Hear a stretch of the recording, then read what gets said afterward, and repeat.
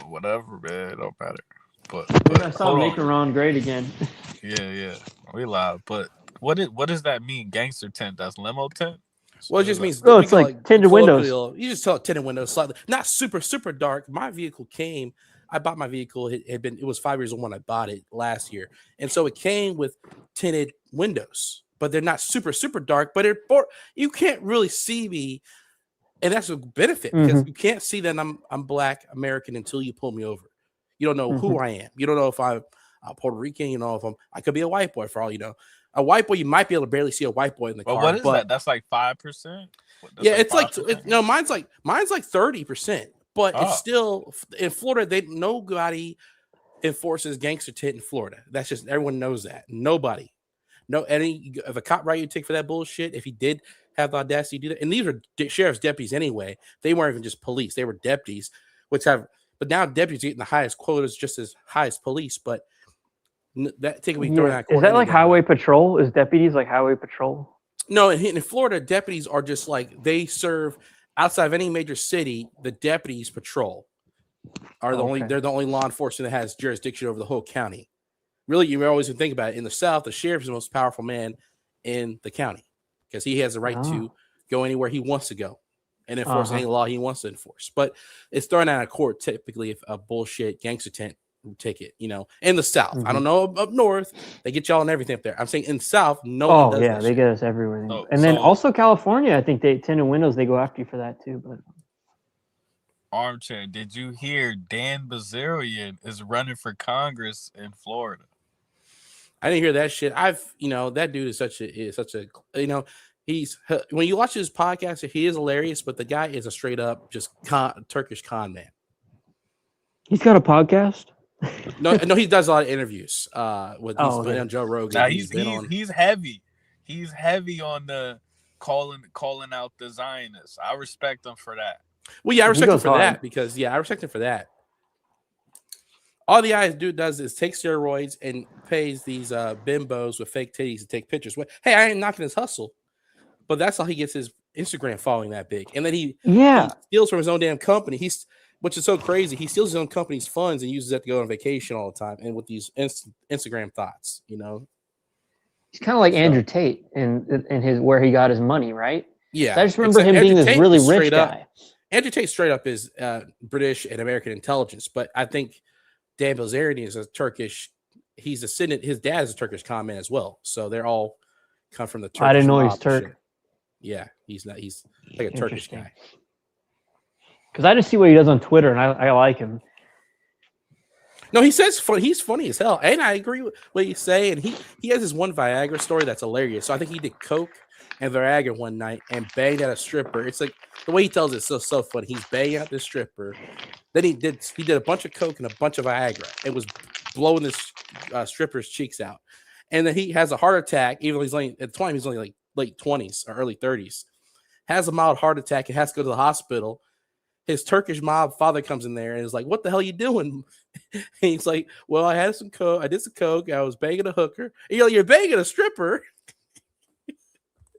They made it to a cartoon, I think, too. That's what makes it so funny. So they show him bang. The cartoon is, I can believe they got away with that on YouTube. They show him banging in the cartoon, banging a stripper, and then he goes to the hospital because he's like, "Oh," but he grabs his chest like Red Fox. He's like, "Oh," and he goes to the hospital. You do cocaine and Viagra, man. Where did he come from? He's like a reality TV. No, he comes from his dad was a Turkish, money launderer and Turkish business. I'm not hating. I'm just telling you where he come from. Just like the kid, just same as white businessmen, they're crooks like the Kennedys and shit. His dad's a Turkish money launderer and came over to America. He found this company that sells weed products. I'm not hating on him. He sells THC products and shit like that. But he takes the money. His business is not really turning a profit for real. So he takes the money, pays the women to put on his, like, he has a ram's head. It looks like the Baffin kind of logo. Pays these women to put on these bikinis. They're all, he'll get mainly chicks from Spain or chicks from DR or chicks from Caribbean to put on these bikinis and hang with them and might be paying them to bust them guts open too. So then he goes on he takes all his money from his business that he gets in debt for, and he goes off on these big yachts, and he became the king of Instagram because of that. because he yeah. failed out of Navy too. I think he was going to go. He went to the Navy and flunked out. I'll forget the whole. Well, story he keeps of that. saying he did 4 years, and he was like, because he's been going at Randy Fine back and forth lately. I forget his whole story, but yeah. Yeah, I don't know. I just knew he was rich, and I heard about him probably 5 years ago, and I thought, okay, he's just some rich guy. And then, sort of the last 3 years, I'd say he's gone into right wing politics in all these circles. Like, okay, now he's associated with Jake Shields, and like kind of Nick Fuentes, kind of Sneeko, kind of like that whole. He's okay. He did. He he was in the Navy 4 years, and then he went to Navy SEAL training, and he knows David Goggins too. So he failed out Navy Hell Week twice, and then got kicked out, and he got Army discharge. Because I feel like he kind of wants to do this like guru, like I'm the man's guru sort of red pill type thing. Of course, yeah. He's like, oh, I'm an ex-military dude. I'm tough. Yeah. I'm a businessman, but he's if you look at his business, and people have done exposés on him and use public records, like he's literally taking the money out of his business accounts and using that to finance his lifestyle. So he's not really. He's leveraged or whatever. He's basically running on debt and borrowed time because he's really going to be, and he's been, I thought, indicted multiple times at this point. I thought, from financial crimes. Not that the government is crooked their damn self, but I'm just saying he's just been indicted for financial crimes. I don't know. I'm not a historian. I just know the basics of him. I've just seen a few videos on him. Yeah, well, you know more than me. I'm just kind of like, I know the last few years of him from seeing on Twitter, and then I just knew of him before that. Right. And he's an interesting guy, definitely. But you got to take all these fake alpha gurus. You got to take them with a grain of salt. You got to for sure. It's good to know knowledge. And I'm happy for him. If he's successful and he's not ripping anybody off, and he's doing, he's just paying hoes to pose with him in photos and banging their cheeks open. Hey, I'm happy for dude. Well, if he beats Randy Fine, I'm with that. That'd be awesome. Who's Randy Fine? Yeah, who is that? He's a current Florida congressman that he's running against. Randy Fine said famously about 2 months ago that Jews have been kicked out of every country we've ever lived in, and it was never our fault. Oh, yeah, right. Yeah, and that's the meme. It's like, oh, we've been kicked out, but it was never our fault. Never had anything to do with behavior or anything. Now, I'm not justifying the people can take that outside context. I'm not justifying the Third Reich, but the reason the Third Reich burnt all the Jewish books in 1940s. They were tranny books. Yeah, they were like trans and gay. Yeah, shit. That's why they burned them. Yeah. So if you're conservative, that kind of puts it in a different light now. If you're conservative and against the homosexual movement, like I am, then that puts it in a different perspective. And it's not like then you're like, you saying these books were in schools or something? They're promoting them, and just like now, they were promoting them so children can read them, and that's why Adolf Hitler said we have a sect of people in our country turning German brother against German brother and corrupting the youth. And then one of his brown shirts said Juden, which means it's German for Jewish. Yeah. Because really, they're Yiddish is really the term. That's why you have the Yiddish. I thought that was a language they speak. Yeah, but they are. You also call them Yiddish as well. There's a true name of them, not just Jew, because they're the Yiddish mafia, for example. Mm-hmm. Which is Dutch Schultz is a famous example of the Yiddish mafia. The real guy. Watch the movie Hoodlum with Lawrence Fishburne, and you'll see it's not exaggeration, but it shows the British guy played Dutch Schultz, a real Jewish gangster who hated black people. He would shoot black people. He would extort black people for money. He would. Now, is this a Hollywood movie or is this a British type movie? No, it's the guy is British actor, but it's a Hollywood blaxploitation Hollywood film. No shit. Oh, blaxploitation. Oh, okay. Well, it came out late 90s with Lawrence. Yeah, it came out late 90s with Lawrence Fishburne. It's a great movie. Wow. It's on Amazon Prime. If you ever have 2 hours, you said Hoodlum. You said Hoodlum. Called Hoodlum. Yep, with Lawrence Fishburne. Good-ass movie. Yeah, have you seen it? Oh, it's a great movie. Oh, you've seen it, Loki? Oh, cool. I feel like that's the kind of movie they wouldn't want to make. Yeah, but they wouldn't. Then they got away with it because it was. I think it was independent. It was a black direct. It was Bill Dukes, the black dude from Miss Society and Predator, made it. He directed it. So it was a black production. So back then, like kind of a passion project. They're like, now Sinners, really, it's a white movie. Like modern black movies are just white movies with black coding. Mm-hmm. But like back then, you had truly black movies that were just the director's black and the writer's black, and you might have a little bit of white financing, but it was all black production. Mm-hmm. So I was watching a video earlier, and it was talking about how the mafia. I can't remember the title, but it was like the mafia helped create. I'm gonna have to go back and see it, but they had a lot of influence on like Jews and shit like that. Well, there's always Italians been and Jews get tied together a lot. Yeah, exactly. There's always been three. The Italians do the Jews' dirty work a lot. There are three mafias. There's three mobs in America until the FBI started cracking down. Irish, Italian, La Cosa Nostra, aka Italian Mafia, and then Yiddish mob. So who's the best? Like who's at the top? Yiddish mob is really one that won because they really now control Hollywood, control internet. So the Yiddish mob really stayed the most covert, and then they had the Italian mob do the dirty work, and then was the story of all the movies. They make the best movies, but in Hollywood, run by the Yiddish mob. But it's like they just get Casino, fantastic movie, but they're the Italian mob are too flashy. Irish mob and Yiddish mob, they can dress more low key, and they get away with it a lot more because they don't dress as sharp. Look at John Gotti; he dressed too damn sharp. He going around in shark skin suits, and then known as the serpent from Naples. Known as the Teflon Don, of course the police and the other people are going to come after him. You know what I'm saying? He's too damn flashy. Yeah, when the money starts showing, then you get the heat. All they do is plant, and back then they planted microphones in his house, and they got him admitting to murders and admitting to racketeering.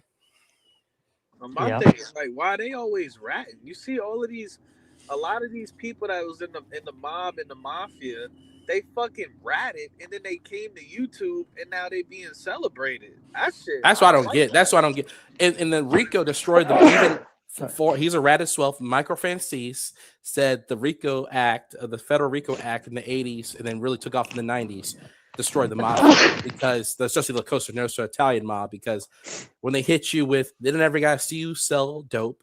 They never got to see you get a woman on the blade. They never got to see you order a hit or you have evidence of a hit. They just got to say hearsay can convict you. And so people were ratting it out of that time. You know, look at Sammy the Bull killed. I'm going to say he unalived 20 people, and he rats immediately and only does 5 years. That's only per unaliving. That's only like 5 months per unaliving. I mean, they back you in the corner, and if you rat, you get off easy, and you see the later years of your life. And if you don't rat, and Michael Francis, he was not. You could tell Michael Francis, he was more of the business side. He probably only alived only like a couple of people in his whole lifetime, or only caught a couple of hits on people. But he still ratted on his mob organization. He just didn't rat all the way. We're told him where bodies are buried, but he ratted in terms of what they were doing, how they were using. That's just as bad. Yeah, and he also told on their numbers and their betting and their racketeering. So he's still a rat. I don't understand how he can get on YouTube and be like, "I'm not a rat. I never sent anyone to prison." But you went up there and you still told the government. You know what I'm saying? If I get people don't care anymore. If I get caught with a little bit of coke or a little bit of weed, and I go get pinched by the punk ass police, I ain't saying where I got it from. I ain't just saying I'm going to just take the charge. I'm not going to say shit, right? But he going to sit there and rat and act like he can be honored in this shit. Come on, dude. You can't be honored if you ratted at all. You don't talk. If they give you 20 years, that's your incentive not to rat. Is that if you're a rat, nobody fucks with you anymore. You take down the chin so you can still have respect and still be welcomed as an honored member. I mean, even if you leave the life, I understand leaving the life is still breaking the oath, but you could leave the life without telling. Like Skinny Joey, for example, he never truly. I think Skinny Joey's the only one that went to YouTube now that never really talked. He never talked at all. Yeah, I didn't know there were all these YouTubers like that. Oh, there's so many now. You got Skinny Joey. He's out in Jersey. He's at La Cosa Nostra, former La Cosa Nostra. You got Michael Francis, his dad was actually never talked, but he ratted like a damn fish, even though he didn't rat on any bodies, but he ratted on the organization, how they operated and shit. But he was more the business side. He's a businessman, crooked businessman. Then you got Sammy the Bull, who unalived 20 people or plus and got away with it by ratting. Did only 5 years. The thing is, though, if you go on YouTube, what do people want to hear? They want to hear those stories about the shit you did back in the day. And Michael never says, I cannot talk about. You know, even they ask him directly, do you ever unalive anybody? He's like, he just like, I can't talk about it. You talk about I'm a Christian, I'm a good Catholic boy now. It's like, you're right. I'm a Catholic boy. Yeah, y'all, the mob Jews will go, they'll unalive a person. I confess the sins to my priest. They'll just go to their priest and be like, Father, I have sinned. He's like, what you do? I've been absolved. I whacked the guy for owing me money in the organization. The priest is like, dude, 15 Hail Marys and 10 All Fathers, and you're forgiven, my child. It's just like, that's it. It's like worse than Daredevil. Like, there's an episode of Daredevil, I think the first episode, he goes to the priest. He says, you're into those comics. Yeah, he went to the priest and said, hey, Father, I want you to forgive me, not what I'm about to do, not for what I did, but for what I'm about to do. He's like, it doesn't work that way, because I'm going to go fight the mob tonight. I'm going to dress in a mask to fight the mob tonight. He's like, I can't forgive you in advance. Because you can stop. You got to come back. Yeah, you got to come back. But the priests love hearing them stories. Mm-hmm. He'd probably be jacking off if you tell him about prostitutes. You'd be like, oh, yeah. Yeah, and then no one would see it behind the door there. But so there's this whole thing going on with the Pope and with Trump back and forth. And the Pope's from Chicago, Pope Leo, whatever the 14th, 12th, or whatever he is. But so it's actually just creating this big wedge, because Trump's going at him because he's against the Iran war, which every pope's against war. That's just boilerplate Pope.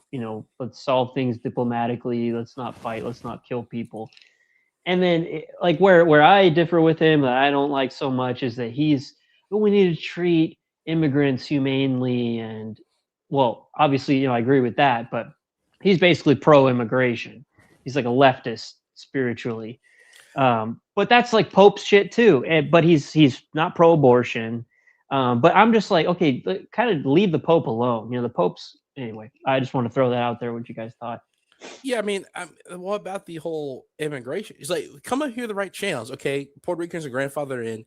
Other than that, I mean, come over here and go to customs, whether you just come from the Caribbean, of Cuba or DR Haiti or Cuba, DR Haiti, whatever country you want to name, Barbados. Come over here the right Jamaica. Come over the right channel.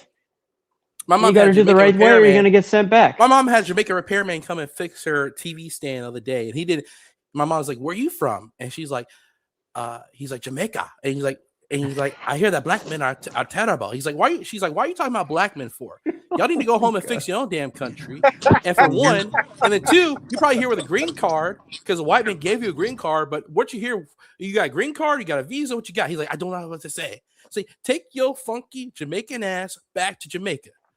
Why are you over here talking about?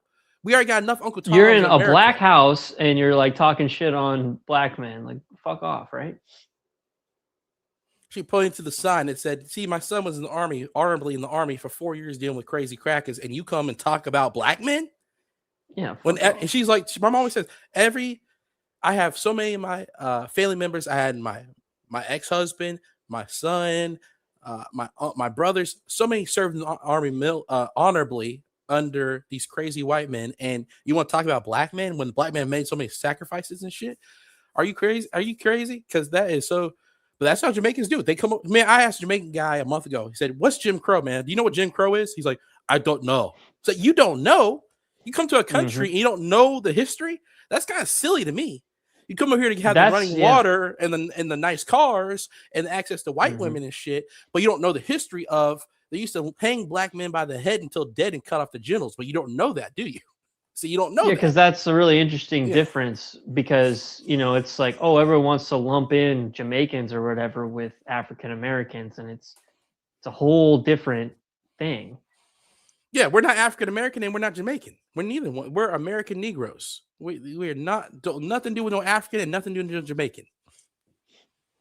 They're their own culture. Hey, if they come over here with a good attitude, okay, great on them. But if they come over here talking shit like a lot of them do.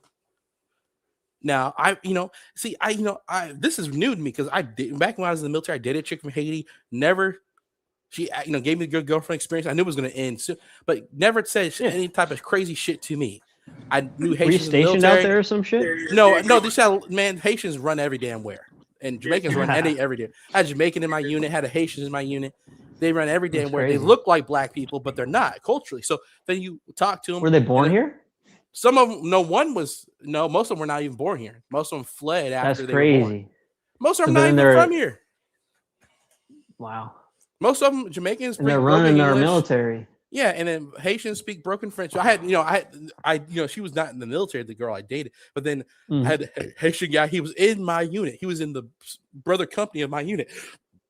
He was cool, but I didn't trust dude. You know what I'm saying? You can't trust them because you don't know where their mind. They go here, don't even know they don't even know what Jim Crow is. Like, I'm going to know the history of the Pirates of the Caribbean, how the emperors of Europe divide up the Caribbean, how you got Haitians speaking broken French, Jamaicans speaking broken English because of British pirates and the British king and shit.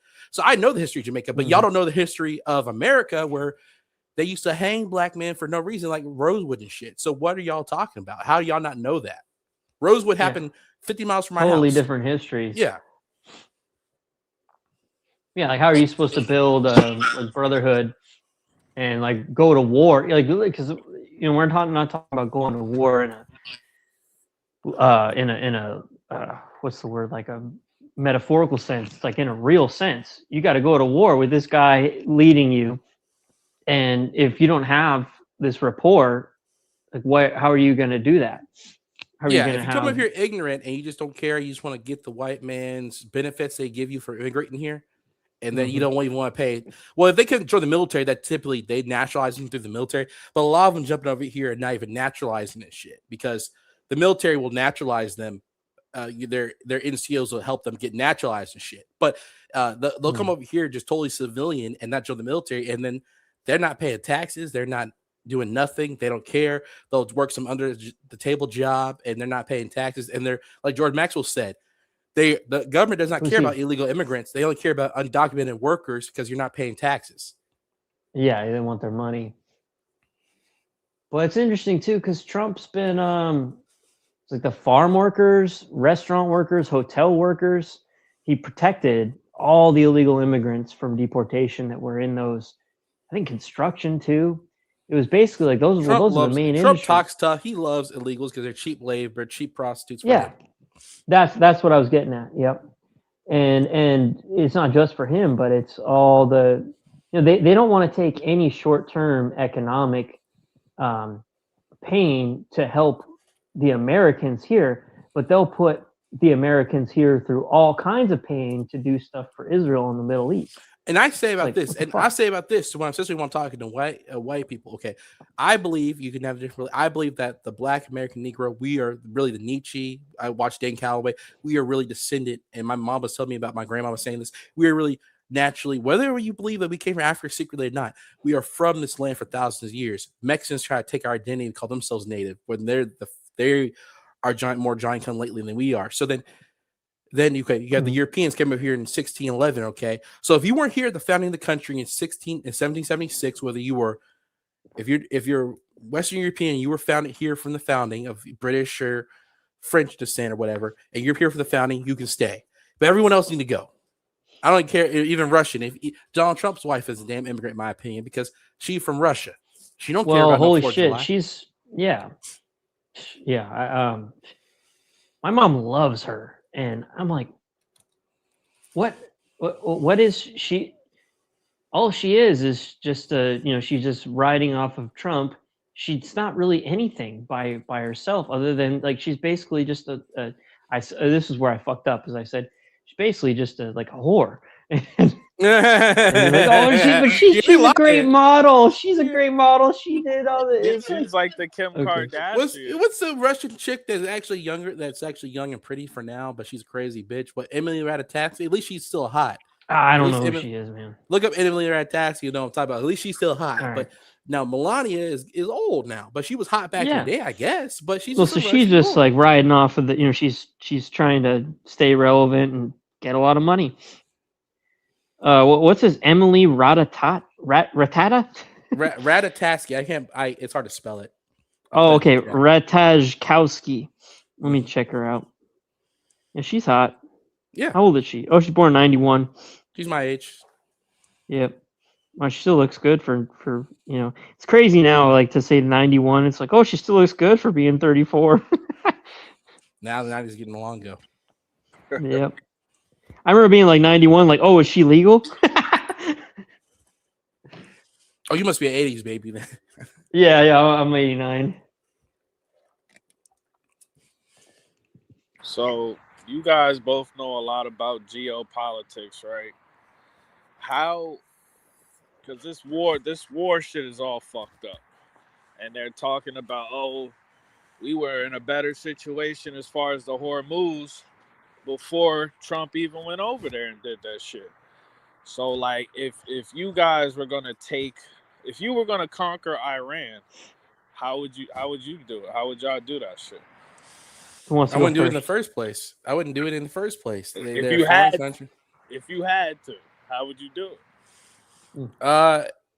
First, you know, the only way to do it is you're trying a full scale war. First, to soften them up with, I don't know if the Navy can reach their major cities from sea, but you first soften up with Air Force. No, anyway. We can't. There's mountains. Yeah, you have to fly over there with the Air Force and bomb their cities. Okay, let me jump in. So the plan was, remember the whole thing about Iran killed 40,000 protesters that were protesting the government. That was in late January, early February, and then that was supposed to be the pretense to get us to bomb them.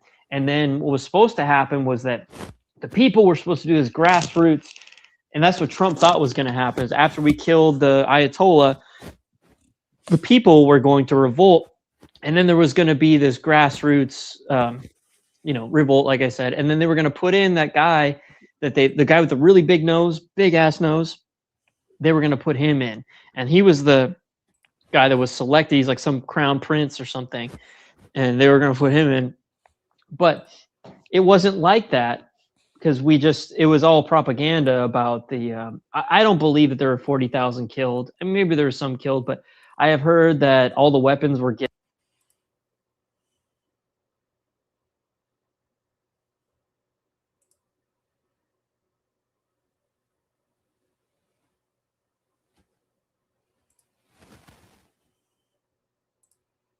Okay, we lost. That's not we lost him.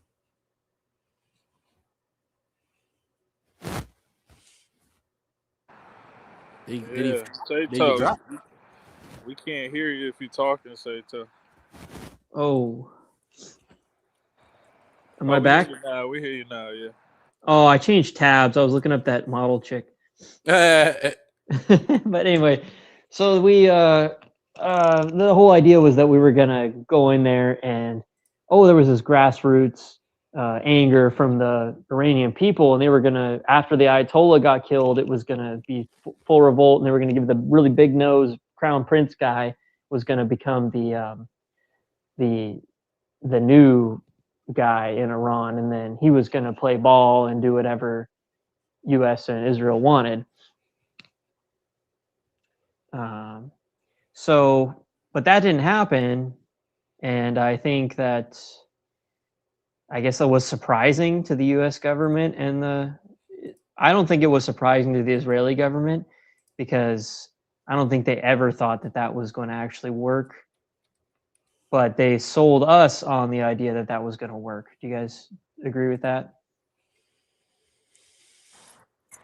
Well, my thing is, I don't know why they would think the people would go. How would the people even go against soldiers and the same type of weapons and shit like that? I don't even understand. Yeah, because the IRGC, they've been building up for 30, 40 years, because they knew that this conflict was brewing and it was eventually going to target them, that the U.S. and Israel were going to come and try to destroy them.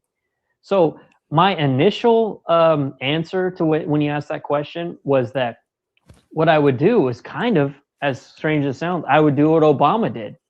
I would allow them to have uranium enriched up to Obama's deal in the JCPOA, and they had these inspections from that outside group, global group, the IAEA.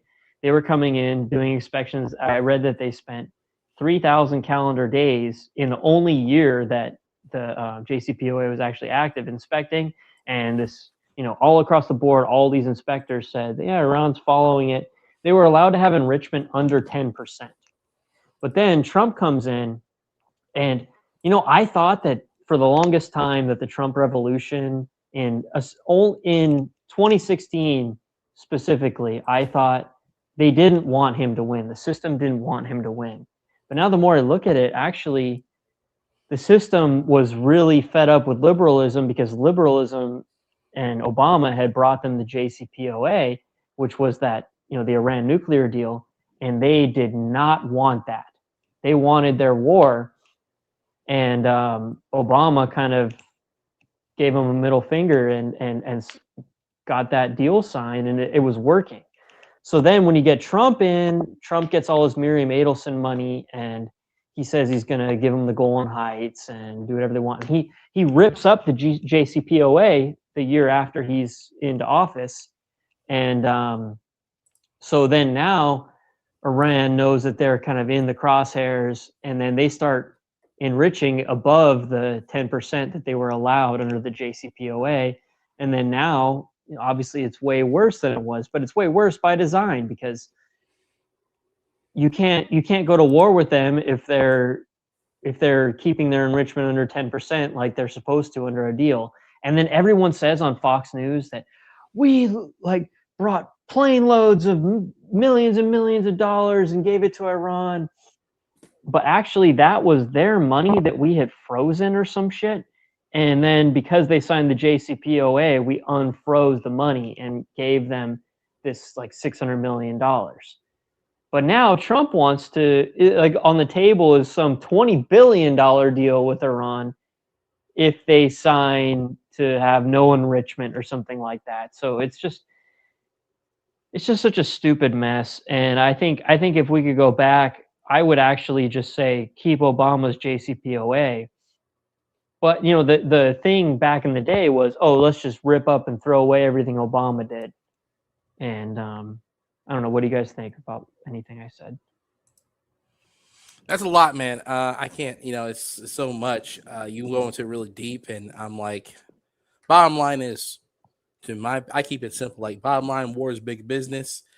If they want to go to war with Iran or wag the dog or some shit, whatever, you know what I'm saying? I'm not in it no more. I don't, it's what they want to do. If they want to do, because, they don't got the man. Iran can't do Red Dawn on us, on America. So it ain't really going to affect, it's going to just affect the gas prices, I guess. It's not our problem. Yeah. They're not going to attack us. They can't attack us. They can't go and land troops in our area.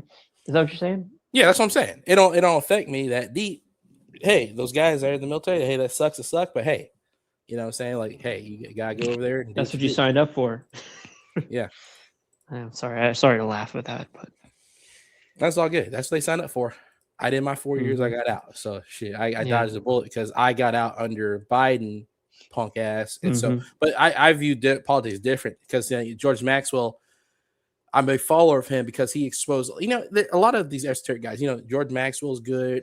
Dave Icke is okay. A lot of these guys, he's okay. He's okay. I don't trust him though. I think he's a info agent. He's got some MI6 or something. Yeah, I think he's MI6 as well. But there's two wings of a bird, of the eagle of America, and there's two wings of the party. So each party is serving the same agenda, same master, because a bird's wings both serve the same bird. So right. Yeah, it's like they carry out different agendas when they're in power. We're about to go 2028. I think we're going to go back to the left wing of power, which is the left wing of power is control over America. And then right wing of power is we do foreign intervention.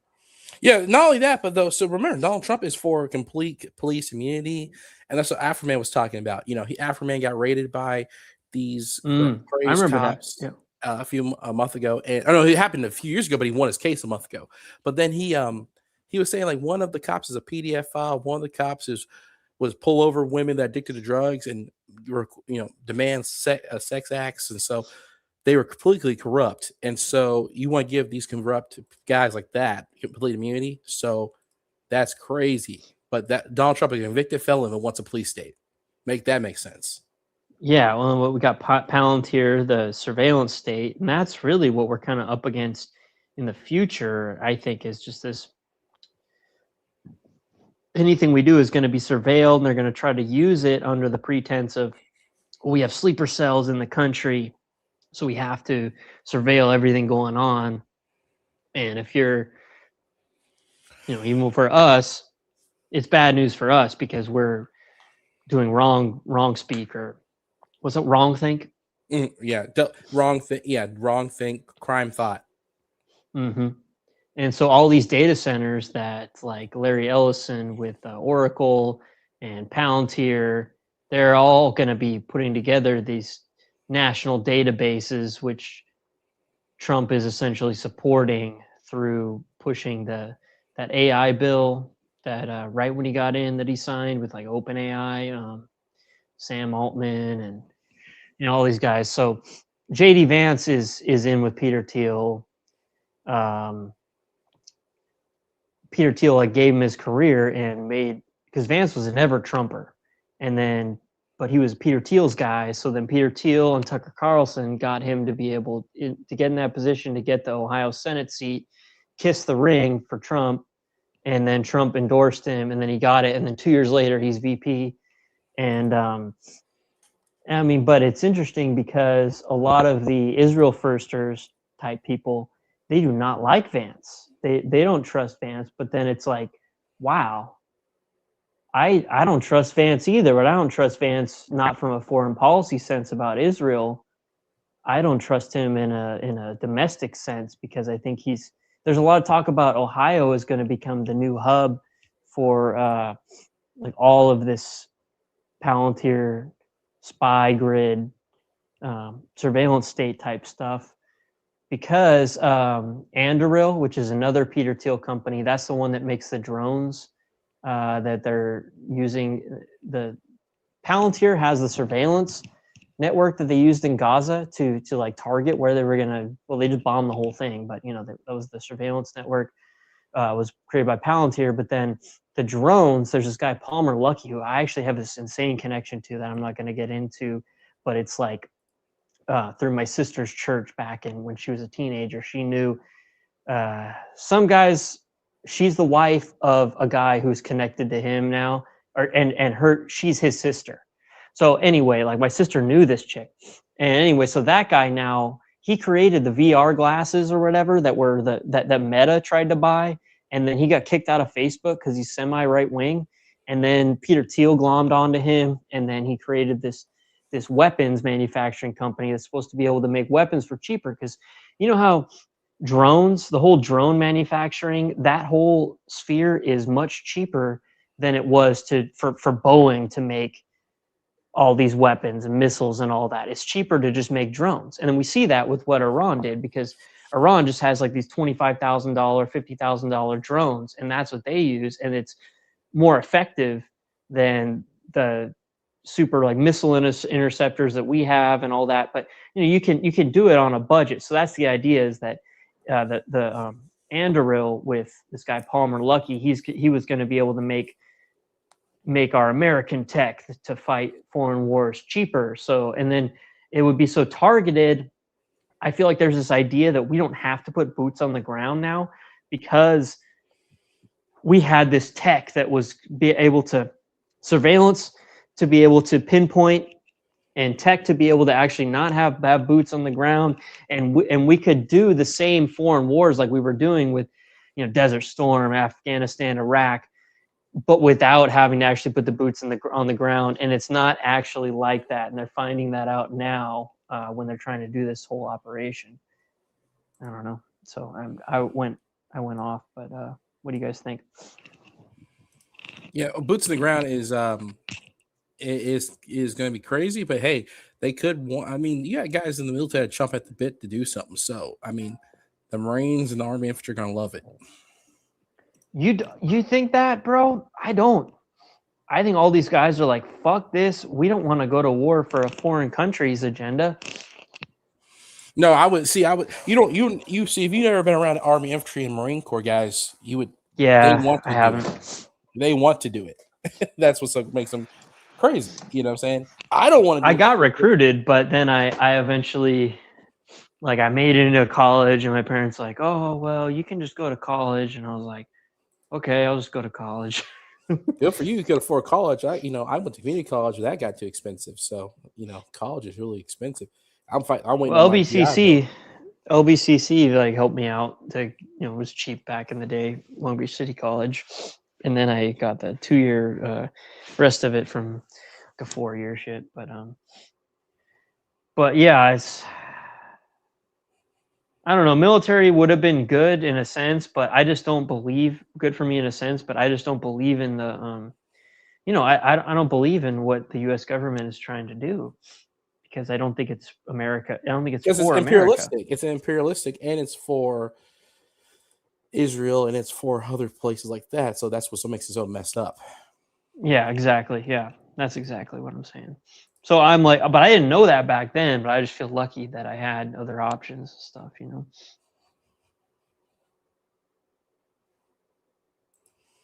Because the main attractive thing about military is that they pay for school, because school is very expensive. So.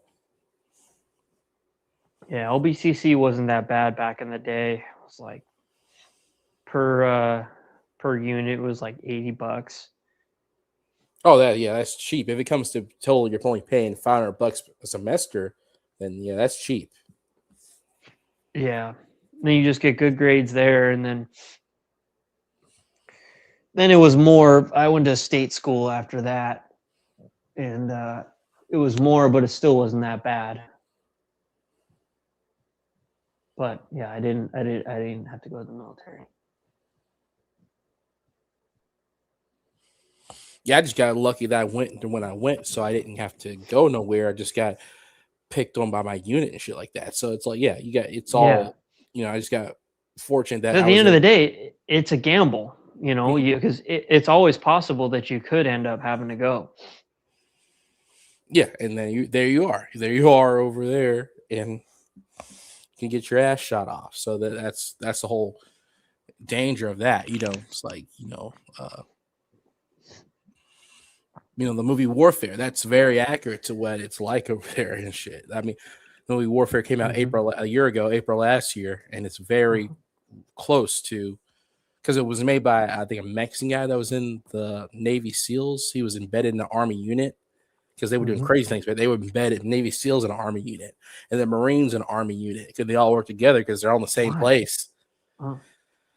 Oh, but they were the Navy SEALs leading the brigade or something. No, the Navy SEALs would be attached to an Army unit, because the Army has the one thing about the Army has a lot of armor, AK tanks, and strikers, and all those armored vehicles. The Navy and Marine Corps don't have as many fighting vehicles. Now the Marine Corps has gotten rid of all of their vehicles except for a few Humvees. Interesting. And do you think that's like a Trump like ordered type thing? No, that's just a downsizing of the Marine Corps, because Marine Corps now is just switching to straight up being, and the Navy SEALs and Marine Corps switching just to be amphibious strike teams of just Trump can say go here, and they're just going to strike there, and they can just drop them very down there. lightweight, just infantry, lightweight. They can just guys with rifles, and maybe they have specialty groups. Yeah, they just jump out of airplane, airborne, jump out of airplane, land there, do a mission, take out this guy that's that is against America's corporate interests, and go back home if they make it.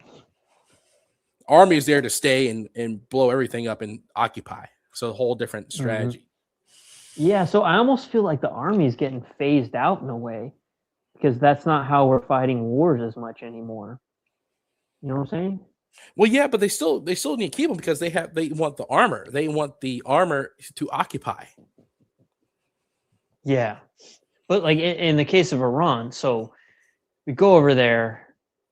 There's almost nowhere you can set up camp. Even if you do set up a I don't want to say camp, but just like a base. Forward operating base, yeah.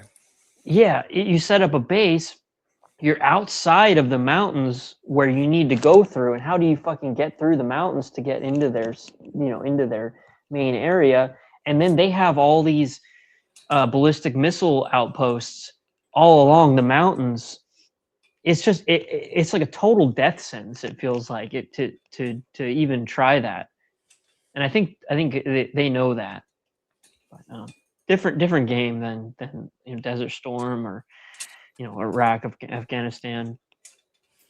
Yeah, it was more of like Afghanistan than Iraq though, because it's so mountainous and stuff. So that's what makes it more like Afghanistan. We didn't win, and Russia didn't win. So you don't ever win in those mountainous territories where you have large insurgency. You're never going to win. There's a defensive advantage to like already being there and knowing the terrain. And the army went to a whole military terrain. since I've been out. Now they did this after I got out, so they went to a bigger rifle, and it's laughable because you're gonna have these small little females and small little dudes carry this massive rifle in the battle. It's gonna be insane. Well, that's why I thought it was totally calculated when Trump came in that they brought Hegseth in, and he's like, "Oh, I'm the man's man type of military guy, and they're gonna get rid of the trans, they're gonna get rid of the pussies, or I don't know how to say that. Yeah, they're gonna get rid of all well and fine and dandy. Well, they're still just going to hiding, but yeah, that's all well and fine and dandy because they need to get out anyway. You can, if you don't even know if you're a man or a woman, you need to get out. But anyway, yeah, that's all good and fine. But he just talk is cheap, and you got still gonna have lazy officers and still gonna have trans in the closet be like, oh, and still dancing to "Don't You Want Me, Baby" at night and shit like that. And tucking the ball. I guess if they're gonna be, if they can put on the act to be tough, and then they want to dance to "Do You Want Me, Baby" in their room at night or whatever. That's why we don't be called African no more, because when in my unit I had a guy from Ethiopia, looked nothing like me. He's skinny. Now there's skinny black guys from America, but this guy looked completely. Right. He looked skinny. Ethiopians, he looked like Captain Phillip extra. So so you prefer American Negro? Yeah, because we're not from Africa. It's if I never even been to Africa. Simple as that. Yeah, it's like I ain't even been to Africa. you have no problem calling a Haitian. You might think that they come from Africa. They don't, but you might think a Haitian come from Africa. You might think a Jamaican, but you have no problem calling them Jamaican. Why you have such a problem calling us this? Jesse Jackson screwed us over by calling us African American. We were called Negroes. Or Nietzsche, but like people view Negro as like a negative, like almost a. It's not, because it's just Spanish for black. It's just Spanish for black. It's all it means. Yeah. It's just So then you had it, and then he would go on to like the baseball, the Negro leagues. Nothing wrong with that. Think about that. Nothing wrong with that. That's why and that's what my mom's birth certificate says. Negro. It does not say no, because Jesse Jackson hadn't done his bullshit yet. So then, he was a big lib shit. He was a big libtard. Guy was. He died recently, didn't he? Yeah, no, he died. He died when I took a vacation to Mardi Gras, New Orleans, and Cuban news he died right when he died when I was in New Orleans. But yeah, in February. But yeah, do not like the guy. Was terrible. Oh, you went from Mardi Gras to New Orleans? That's sweet. It was lame. You would think it'd be all awesome. The 90s are over. I hear the 90s it was way better. We got girls in bikinis and shit, but no girl was getting naked. Like it's told. Yeah, the National Guard there too for no reason. Yeah, Hurricane. Okay.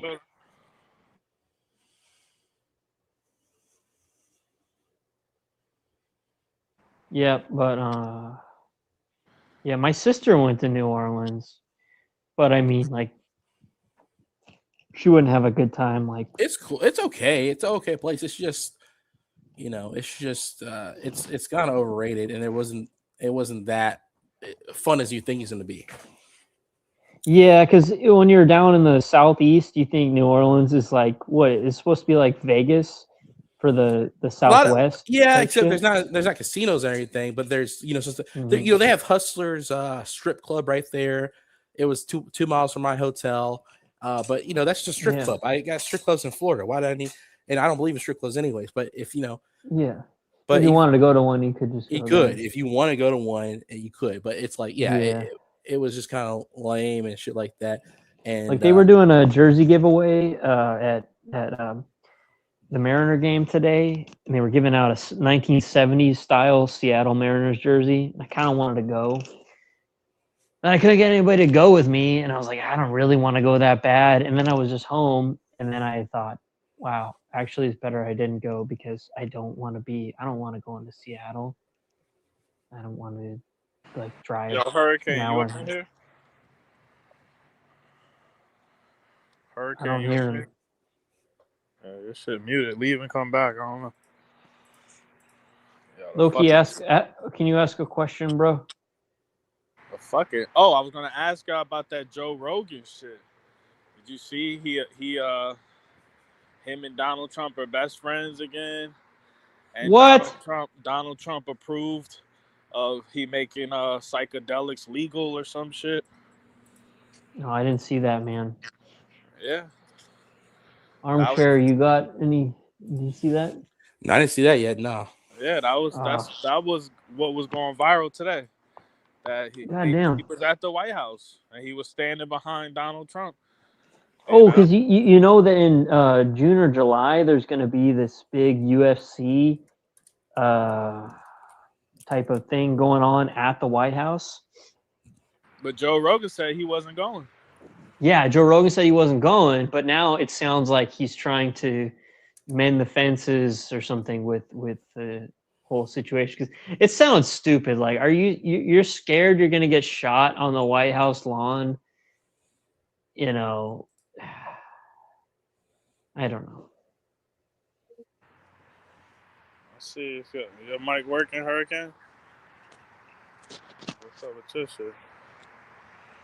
But no, because everybody was saying that every week people are saying Joe Rogan is trying to distance himself from Trump, but then now he's, sending them text messages and all this shit and getting shit approved by the FDA. Because he wants his psychedelics legal. He just wants to use Trump to get that done. But well, why does Joe Rogan even care? Because he can get them himself anyway, right? That's what I'm saying. Like, why do you got to sell up to Trump just to get that? Right. Yeah, I don't think he cares about that. Like honestly cares about that. I don't think he does. Because if you wanted psychedelics, you can get them. And honestly, if we wanted psychedelics, we can get them too. You know, like I don't know that much about shrooms or whatever, but I think truffles, you can get truffles legally, and just buy them on the internet, and they just come to your front door. Yeah, you guys know about that? For some reason, we can't hear your mic, so I don't know. Maybe you got to exit out of the other shit you in. I don't know, Hurricane. But yeah, I'm just trying to figure out, like, because it's this shit called psychosis or what? I don't see. What is the positives of psychedelics is what I'm trying to understand. What are they for? I know a little bit about it, but so weed gives you a little bit too much of a head high and just in your head too much, and shrooms have this sort of aspect to them where a lot of it is visual and it's feeling, and it's not as just in your head. And because I have a friend who I would smoke weed with him, and every time we smoked weed, he'd get anxious, and I remember sympathizing with him because I used to get really anxious when I would smoke weed. But then when he started doing shrooms, he really, really liked it. And so he would just he just doesn't do weed ever, and he's done shrooms like 5 or 6 times. And I've only done shrooms once, but I smoked weed like, hundreds of times. But I remember the time I did do shrooms, everything was very touchy, and I wasn't anxious at all. You just feel like your visual field is opened up, and you can almost like feel your surroundings. It's kind of cool. So it almost distracts you. The visual aspect distracts you. And then, LSD was CIA supported and distributed by, and it's like LSD is almost like synthetic shrooms in a bad way. Or, synthetic by itself is a bad term. But So that's just that. I think that's my take on it. Yeah, people have the right to ingest what they want, man. I think they just want us all out of our fucking mind. Well, yeah, it's like the movie. What's the book? Brave New World. Everyone's high, gets high as hell. Yeah, everyone gets high as hell and distracted by getting high as hell. I think it's as simple as that. Yeah. So that's my feeling with weed is that, you know, there's the libertarian philosophy is live and let live. As long as you're not hurting anybody, there's nothing wrong with it. But I do believe that there is some certain, like, the group in power has to be able to say that we don't want people to do this or that, because if you're totally putting in the hands of everybody to just do whatever they want as long as they're hurting anybody, we've seen what that leads to with the whole trans movement, and specifically the drag queen story hour type thing. People see nothing wrong with that. They see nothing wrong with going to parades and being naked at parades, showing their dick in front of kids and all that. And so, like, we obviously view that as wrong. But I think so much of libertarianism is based off of this Christian morality that people have morals. But then when you take away the Christian morality and then because it's all good when people are like, oh yeah, I was raised Christian, but I don't like how restrictive this is and all that. So I'm revolting or whatever, and I think that we should be able to create our own morality, but they've already been ingrained with the Christian morality, so they don't do bad things because they have. So I just think you need a national morality to sort of ground people in. I do think we need that. But come on, man, most churches now are, according to their, I don't use their terminology, but their terminology is we're pro LGQIAPIC plus, etc. Maybe going to add a P to that officially here soon, and they'll be like, "Oh, that's conspiracy theory." And it's like, no, we know you're going to add a P to it, pedosexual here soon. Don't bullshit us. We know it's going to happen. And so they added all these other letters to you have the Protestants have the same problem as Catholics. Eddie Wrong and all them fools. And was a famous pastor. Even I don't like pastors. One pastor, Gino Jennings, said, "T.D. Jakes, no, he is a sinner because he hang out with Puff Daddy." So, all this P. Diddy slander, I'm kind of like, well, what the fuck did he actually do? He fucked a hooker. Yeah, he's a bisexual. He slapped a bitch. Bisexual weirdo, but it's all adults. I never heard of him messing with no kid. Like he's always messing with. So what he slapped, and that's kind of what he gets slapped with. He gets slapped with all the Epstein slander. Because he's a Negro in America. So then, therefore, they're going to come after him with the long arm of the law when they transferred all the Epstein sins over to him. That's what I feel like. Yeah, because he was not doing no prostitution on that level. He's just having these little freak off parties that everyone's considering to agree to do that stuff. But now we know the play. Now all you got to do is fake your death and then come back as Palm Beach Pete. Yeah, that's what Epstein did. That's all you got to do now. That's the play.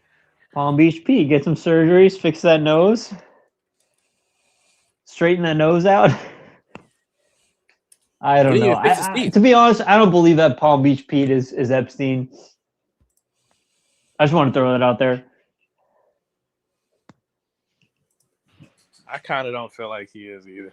But because I think that if he did fake it, his demise, he is in hiding. He ain't gonna be. Why would you? Unless it's some type of ritual, why would you come back as another figure? You would just stay in hiding. I think he's hiding in Israel. That's right. That's what I think. Or hiding in all these underground tunnels they got, like Fallout. But hey, who doesn't want to see the light of day? Who wants to have to hide like that? But they have. It's very comfortable down there. They have artificial sunlight. They have pools and resorts. Well, shit, I guess I could like that. Yeah. I'm a weirdo, so I could kind of live. I could kind of live underground if I could somehow get sunlight down there. I could probably do it, but I'm just saying that it's. I don't know. I think these elites would not prefer to live like that. But then, would you want to live in Israel either? No, probably rather live in That's where America underground. your boy Charlie at. Charlie probably Charlie, underground. Yeah, my boy. I'm just joking, making the turn. Your boy, Charlie. Your boy He Charlie. ain't my boy. He wasn't my boy. I didn't like him, but then I like it really struck me as like, wow, I didn't really. wasn't Until actually a South Park bad made guy. fun of him right before he did the whole unliving. I didn't know who you until the South Park made fun of him. It's like, oh, that's who this conservative prick like this. Okay, you know. I thought he was a total cuck-servative, like just the. Oh, he is. That's why he get this ugly ass woman and. Yeah, I can't stand her. That's why Drewski could dress up as her because she probably trans her anyway. That big ass head. Well, yeah, I saw a picture, the bikini picture of her, and I was looking down at the crotch, and I was like, where is there anything there? Like, I couldn't see anything. Yeah, Trump Trump already had her too. You already know that because she did Trump's pageantry. Yeah, and there was something that came out maybe 4 or 5 days ago saying that her mom was in the fucking Snowden files from 2013. She was NSA affiliated. Oh, I believe, yeah, that's totally plausible. Yeah, I think that was an arranged marriage between the two where.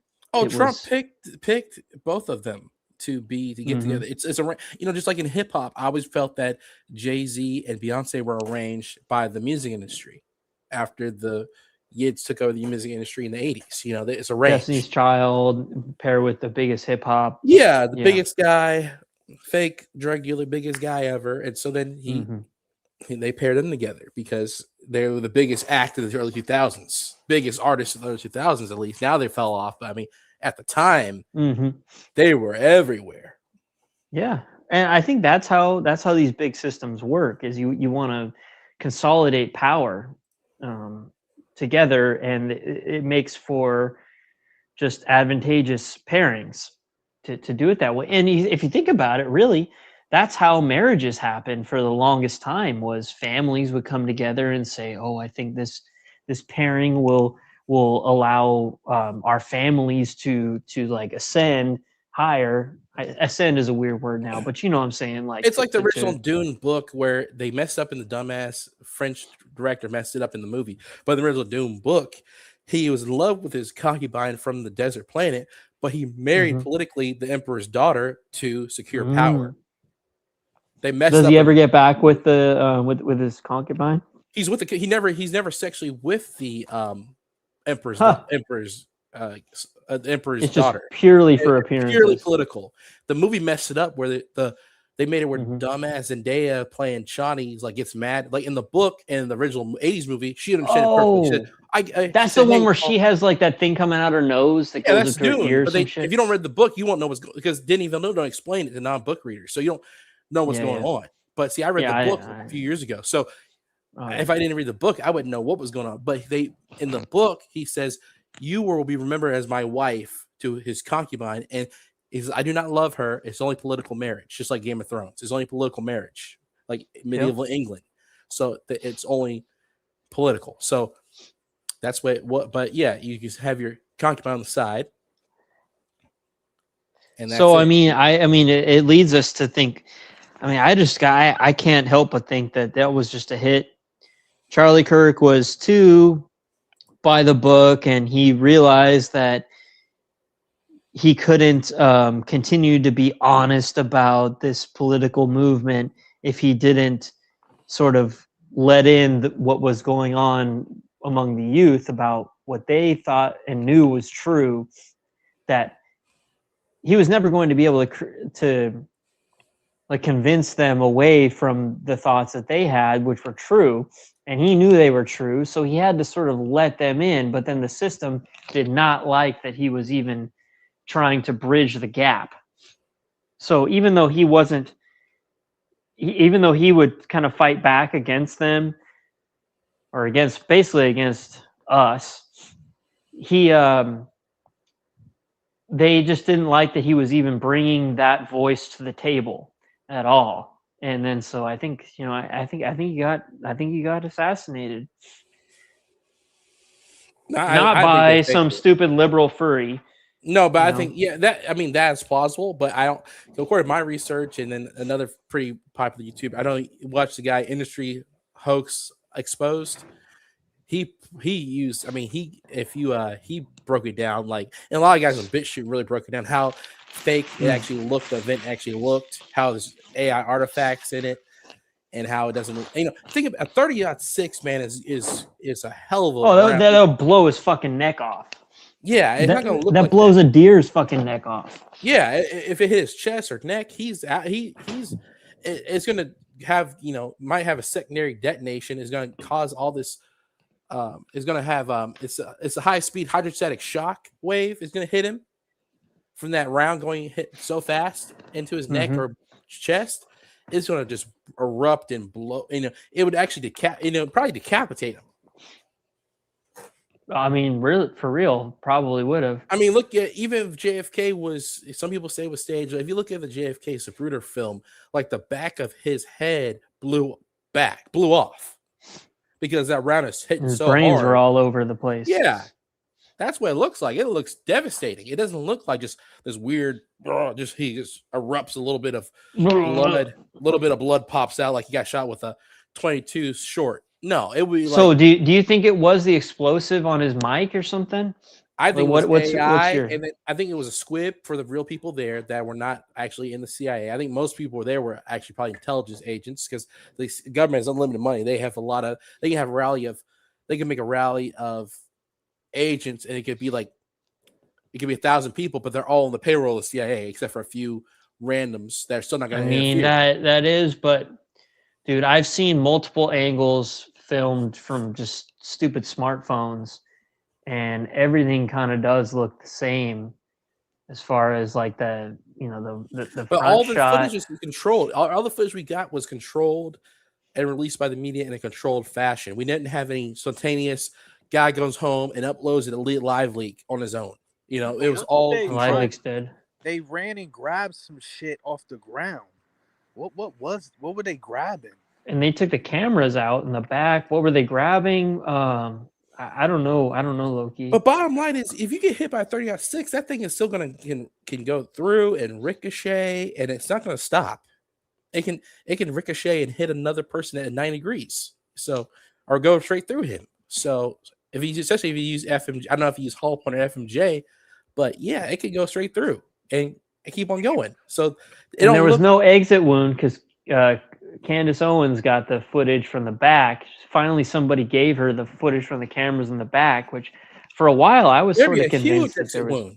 There'd be a huge exit wound because that thing is like 10 times more powerful than 5.56. That camera from the back showed everything, bro. Yeah, and then everyone was saying that it was an official government approved story that said that it's a miracle. The coroner said it was a miracle that the 30-06 didn't go through his neck bones. His neck bones were so strong that they blocked the bullet from going through. It could have ricocheted and gone and hit other people. But BS, if you know how ballistics work. That 30-06 is meant to go through a car. It can go through a car door. You think it's not going to go through a human little neck vertebrae? Yeah. Yeah. So, I mean, but it's another one of these conspiracies that I feel like we're never going to get a good answer on. But the best that we can do, and all we have to do really, is poke a hole in the narrative. Once you poke a hole in the narrative, people don't believe what they're being told. And once people don't believe what they're being told, they can't drive the propaganda home. It's like it never, like the lawyer said in the JFK movie, it's a real portrayal of what happened in the late 60s court trial about the guy exposed in the JFK conspiracy, the guy from New Orleans that prosecuted the one CIA agent.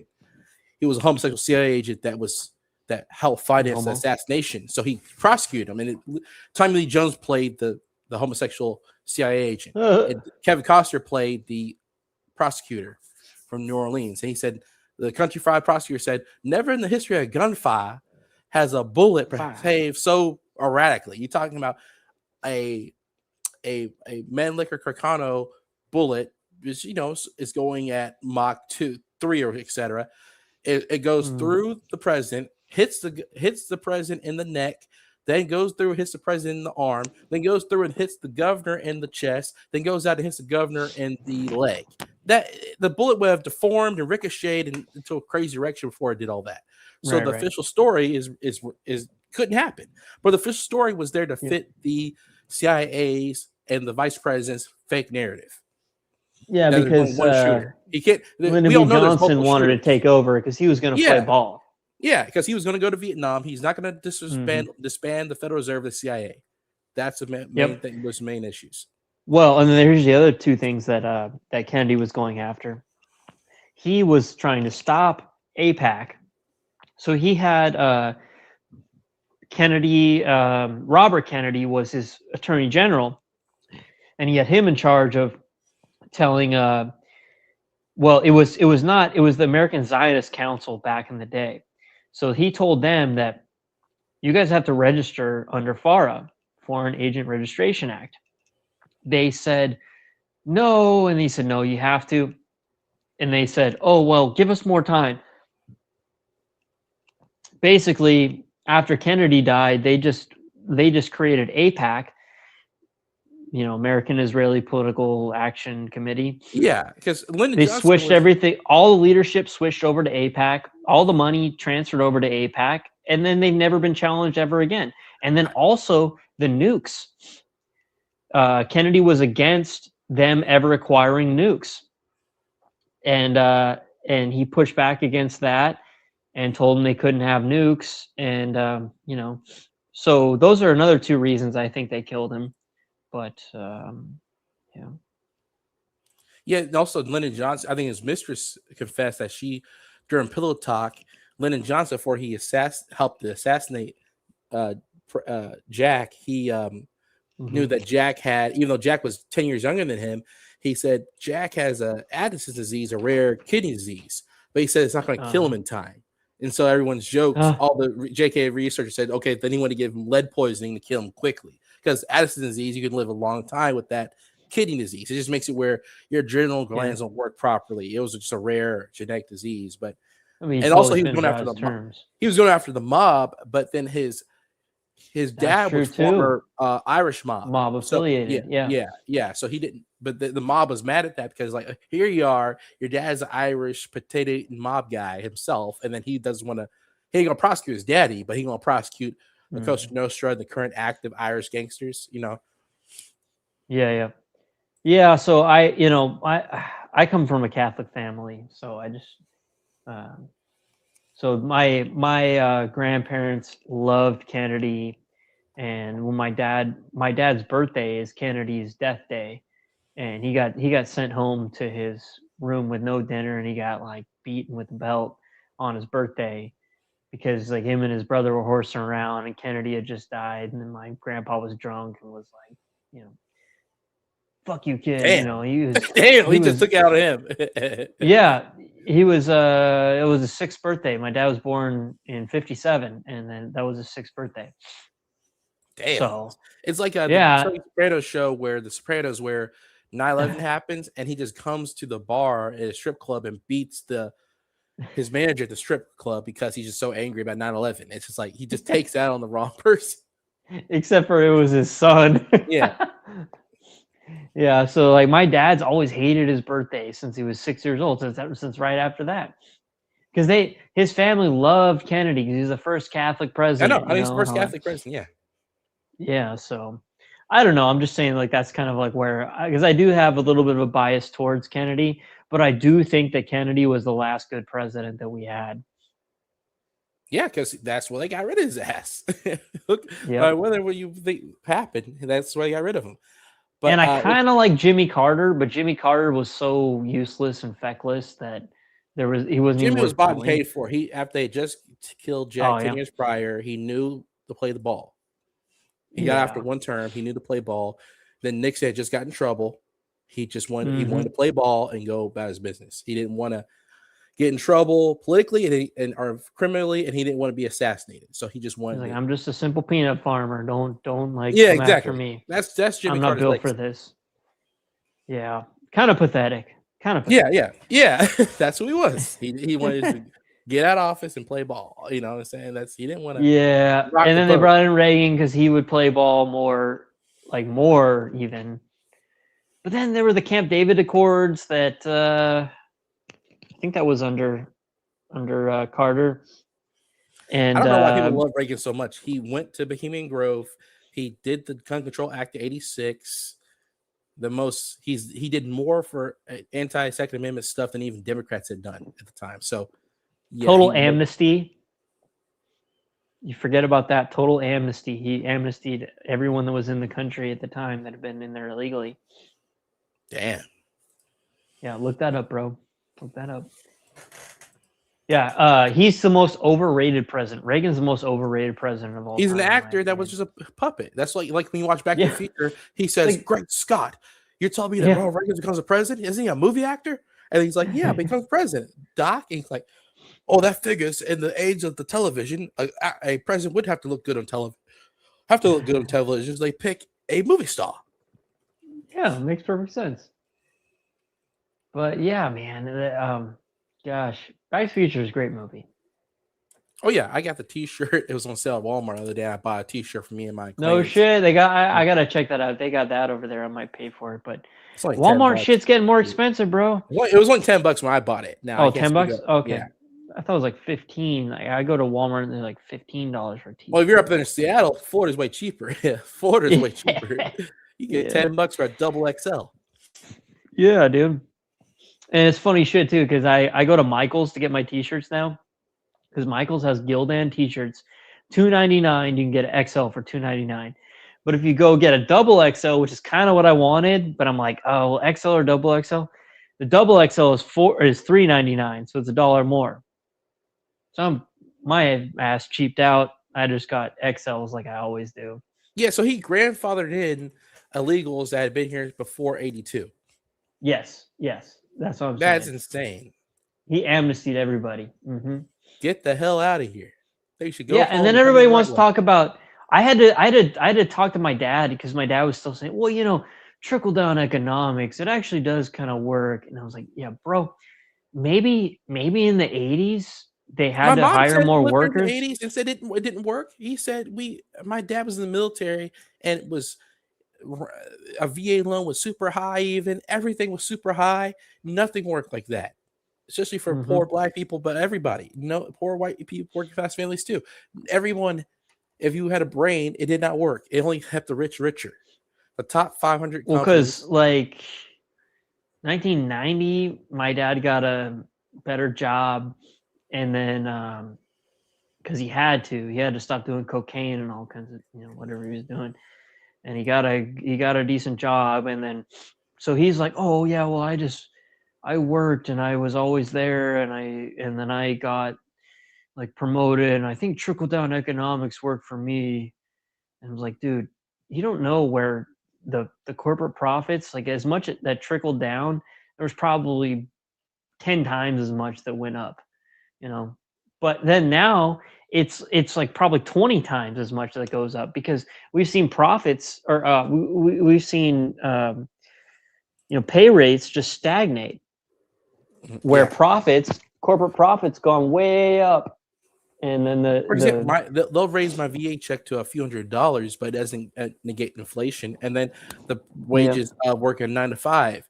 In Florida, you'll still have security jobs only paying $15 to $20 an hour, and they want you, and then you're working. So even if you're working like 20 hours, that's a lot of your time. They negating the price of gas and all this shit to get over there. You had to pay for your own gun. You had to pay for your own training. Gas is $5.19 here a gallon. Well, yeah, it's way cheaper. It's only $4 or something here, but yeah, it's high everywhere. But yeah, Washington is the second worst state behind California for gas, because Washington just copies California. We just like copy whatever stupid shit California. Yeah, except you don't even have the stuck up hot bimbos there. Probably you'll just have nothing. No. Yeah, we don't even have that.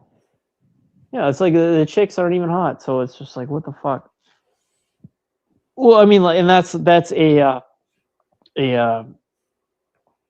side effect of the weather being cold, right? So it's like, well, yeah, California is fucking expensive and it sucks because the weather's great and there's chicks that are out in their bikinis all the time. But it's like, why the fuck is where I live so expensive when we don't even have that? Like we don't have good weather and chicks in bikinis. They were talking about the ethanol. I think Huh? they said it was the ethanol. They said it was going up to Yeah. like 15%. Oh, were they gonna try to dilute the gas? Is that what you're talking about, Loki? Something like that, but they're saying it's also it can impact your engine in a certain way, and a lot of people are saying that they're trying to lead us into this electric shit through this ethanol, through increasing the ethanol. By destroying our engines. I got a Toyota. My engine will last through anything, but it's like all the fucking rest of the car is going to shit. The axles are fucked, tires are fucked. I don't know, bro. Yeah, because honestly, dude, like the gas, I don't know. Now I'm like paying attention, like to see, because I drive around all day, and I'm like, is it going out faster? Like I can't really tell. Like, yeah, the only way to tell is if you got one of those cars. Like my dad has a 2016 Civic that he drives around, and that shows the mileage over time. And so he let me drive his Civic for a while. You know why, low key, but don't tell why. But and so he was at 33.1, and when I was driving it, it went down to 32.9. But I drive way faster than him, so maybe that was why. But so yeah, you'd have to have a newer car that tells the GPA or GPM. I want my gas per mile. GPM. Oh, MPG, miles per gallon. MPG. Do you remember those commercials? I want my MPG. Do you guys remember that shit or no? I just. Oh, it was like these Toyota commercials in California when I was a kid. I'm sorry, bro. Did you have any topics, Armchair? Oh no, not. Oh, just in general. Like, what do y'all think about? Now, this came out like a year ago. What did y'all think about Megyn Kelly saying that she's not Nicole Simpson? Oh, you're bringing on Megyn Kelly. I mean, she's a hot topic right now. And okay, first of all, Megyn Kelly, she's old as fuck, and she actually looks decent. Like you look at her neck, she doesn't have like a saggy neck. Sato. Low key. Low key. That's a it's true. That's a scary looking bitch, Sato. Yeah, that is true. She is. But for how old she is, she's actually attractive. Hell, and then but everyone's on her ass because she's actually supporting America first. Like she's not pro-Israel and all that shit. And everyone's super, like the Ben Shapiro's, the Mark Levins, even Trump, really mad at her. They're really mad at Megyn Kelly for not being with it. With the bomber on shit. So I mean, she's like grandma. Do y'all think Sydney Sweeney's a white supremacist, or y'all think that she's just trying to get clout? She's trying to get clout. I don't like her. I don't even think she's hot. Neither. I think she's a butterface with a boob job, or maybe she just took hormones or got big titty. I don't know what they do, but she's got resting bitch face really bad. Yeah. I mean, at least Margot Robbie has a prettier face than this bitch. Come on, like they pick a chick off of the Zendaya show, and she's not even that hot to be the next it girl. She's not even hot. They say that she was on Euphoria. Zendaya, it was Zendaya, yeah. Oh, Zendaya was on Euphoria too. She's the main star of Euphoria. Okay, well I haven't watched it, but I just hear stuff because I don't really. I saw when it first came out. I saw a trailer and I saw a previews for it. I said, "Oh no, I ain't watching this shit," because I don't like Zendaya. So her just being a drug addict and then hang out with transvestites. That ain't shit my cup of tea. She can't. God Her damn. co-star is an open in real life is an open transvestite, male to female open transvestite. So Really? yeah, named Hunter. His name is Hunter. What does the world come to, dude? That's what blew my mind. Loki, what does the world come to? That's That's such a broad question. Open it. I did not put my vote for any of this shit in the hat. I didn't, you know what I mean? Well, yeah, you've got like, the ultimate. Because the makeup in Hollywood's getting so good, and all their hormones getting so good. Hunter Schafer is his name, and he looks like a long neck, skinny white girl because of all the makeup and hormones. Because they're gonna get really good at making them look like hoes now. Well, and here's the thing: if they start these kids when they're 12 years old, they're not going to develop through puberty to like be men and look like men, and then they're going to be on this puberty blocker, estrogen shit. You know what I'm saying? Yeah, because you're castrating them chemically, and you're not letting them go through the secondary male from a young age before they're still minors and they're not able to decide for themselves. Their penis is not going to grow. They're and they're not going to, of course, not grow masculine male facial features. Of course, get 5 o'clock shadow. It will suppress all that shit, and they'll be basically and like a karate. That's the goal, is to make it so you can't. It's like before they're able to be a man, you totally castrate them and turn them into a woman. Mm-hmm. It's just, it's fucked up. But most of these people would just like, okay, because everybody knows puberty's weird, I guess, right? You get, and then, but you're like, oh yeah, I'm a dude, and I don't know. But then they tell you that you think you're a woman, and these kids are 12 years old and they don't know. I don't know. It's just weird that they just get brainwashed into thinking. I think it's the parents too, bro. Like the parents are like physically scared to tell their children what gender they are. I think I saw something they said that in Jersey or something. I'm pretty sure it said in Jersey that when the baby is born, you can decide what gender they are. Just wrong. Yeah, they need to. My dad was so proud because my mom had to have a C-section to have me, but when they like pulled me out of my mom or whatever, my balls were like really swelled up, and my dad says, he's like, oh, that's my boy. So wait, so your dad told you this story? He was like, yeah, your balls was swollen. Yeah, my dad tells me all kinds of stuff he shouldn't tell me about like the past. But he was like, yeah, your balls are so big, and I was like, man, that's my boy. He also told the story when I conceived you, I was drunk as hell. Then I yelled out, Mount Vesuvius. Mount Vesuvius. The OG Silverback started that shit where he says it's just a crazy joke that OG Silverback, he'll just say out, when you're having a good orgasm, it's like he says when the guys get seduced by transvestites in prison, they have orgasm, they yell out landmarks. And he'll even make the joke about even heterosexual sex. Like if a girl's giving you a time, you'll yell out, she'll be like, you're gonna come like Mount Rushmore, and then you'll yell out, Mount Rushmore, Mount Vesuvius.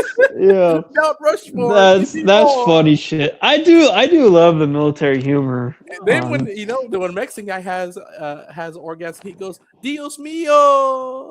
Oh yeah! Oh my god! Go Juarez. Yeah, that's a real story, low key, about my dad telling me about my balls being. Have y'all heard? Oh my god, I've seen this shit today. It's this like parasite called the Vril. Have you heard of that? I know what Vril is.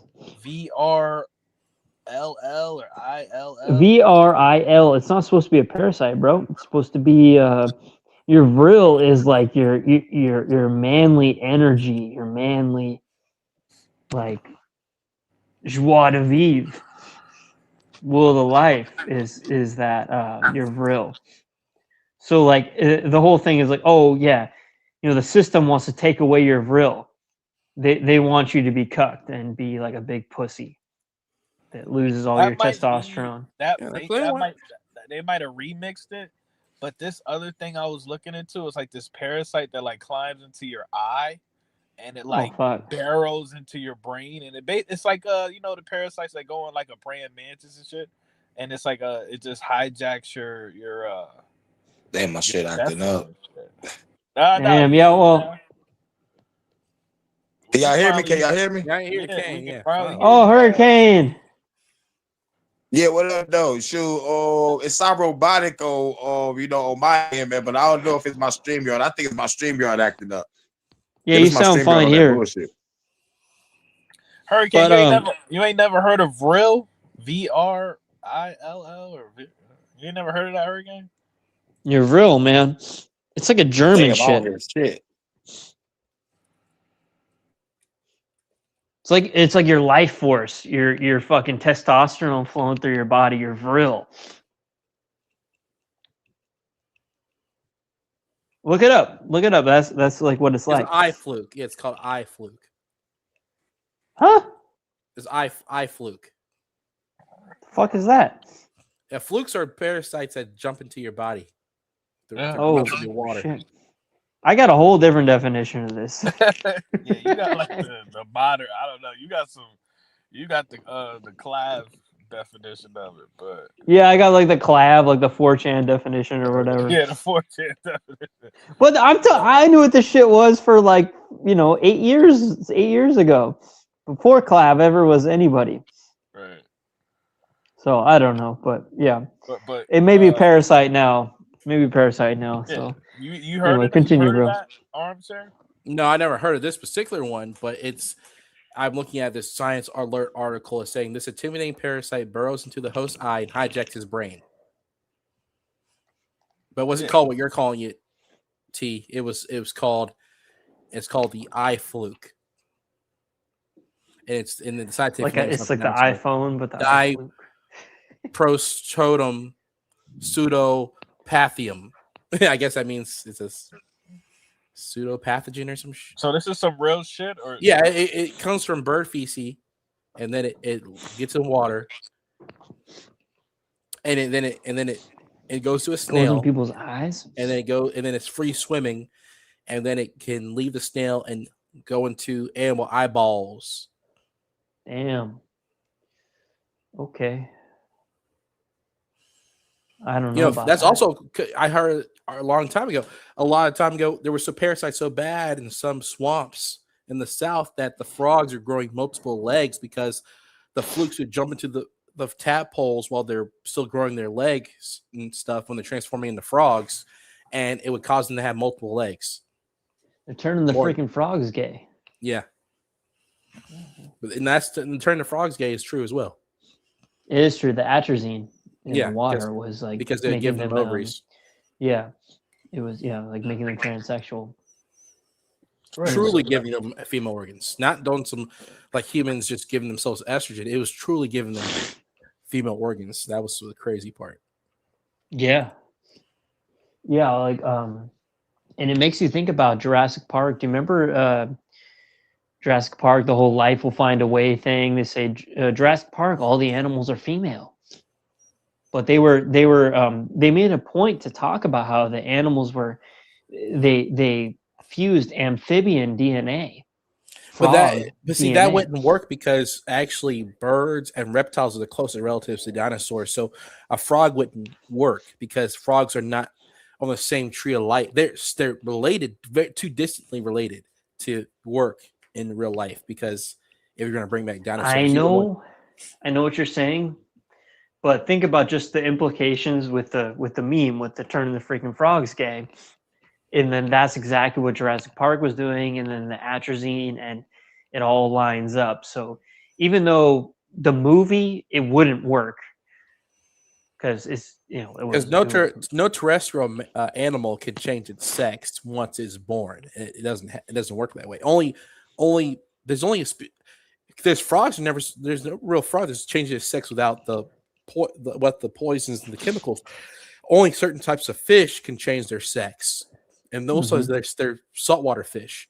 If there's not enough males go around, certain species of fish can change into a male fish to take that to mate with the females, and it's external. Interesting. Fish, spawning with a fish spawn externally. They spray the male or the male reproductive cells out, and then the females lay the eggs.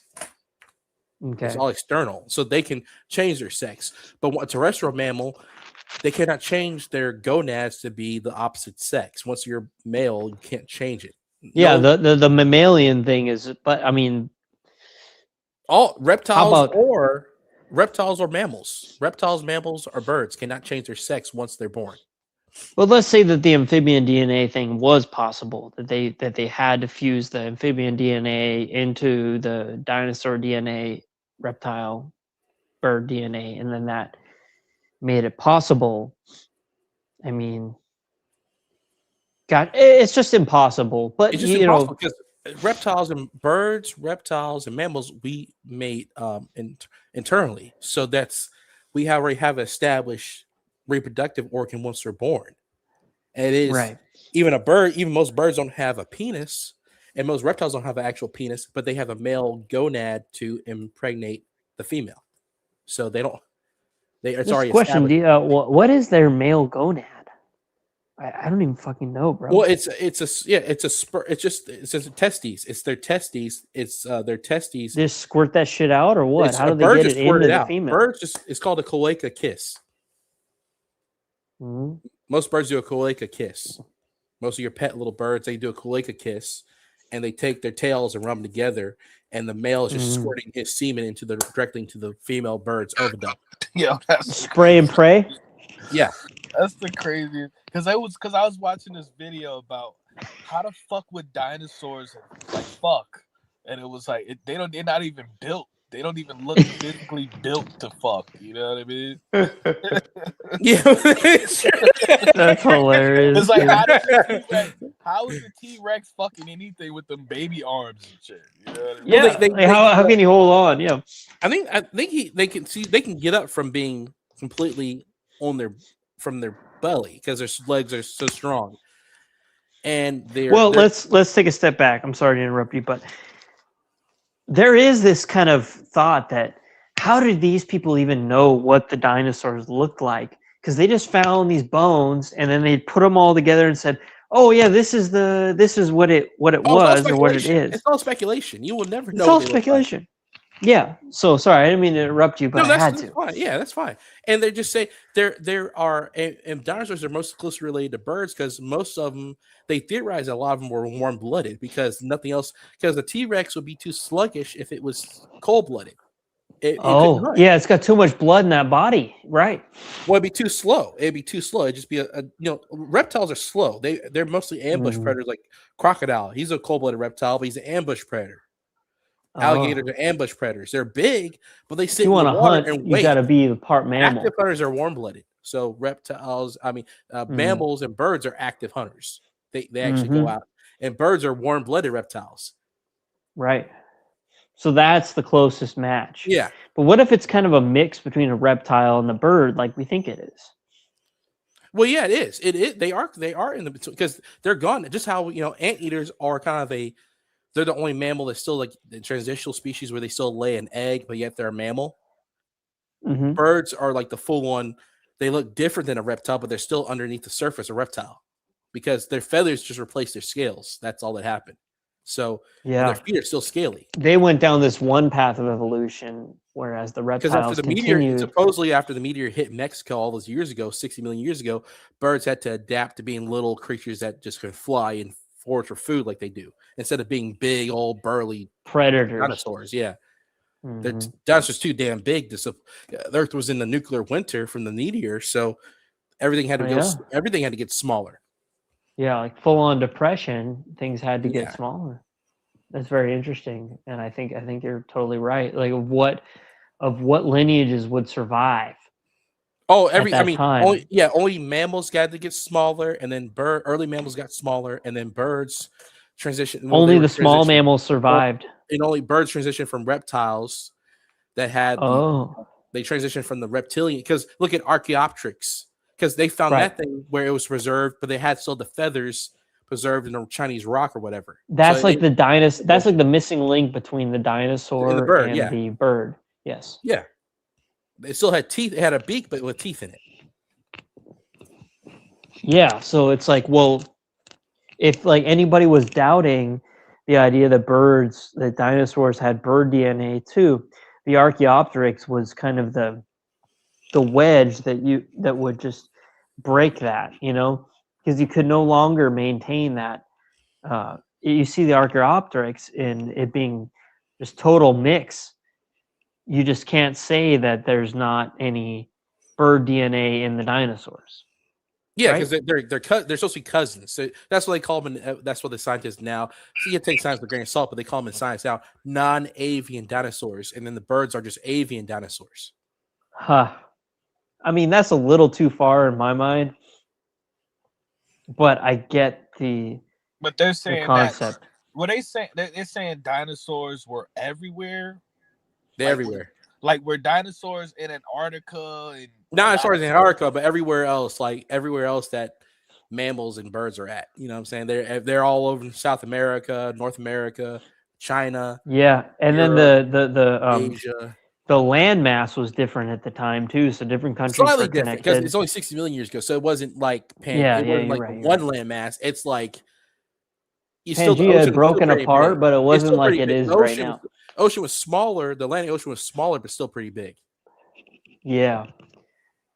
It's a total. That was always just the coolest part.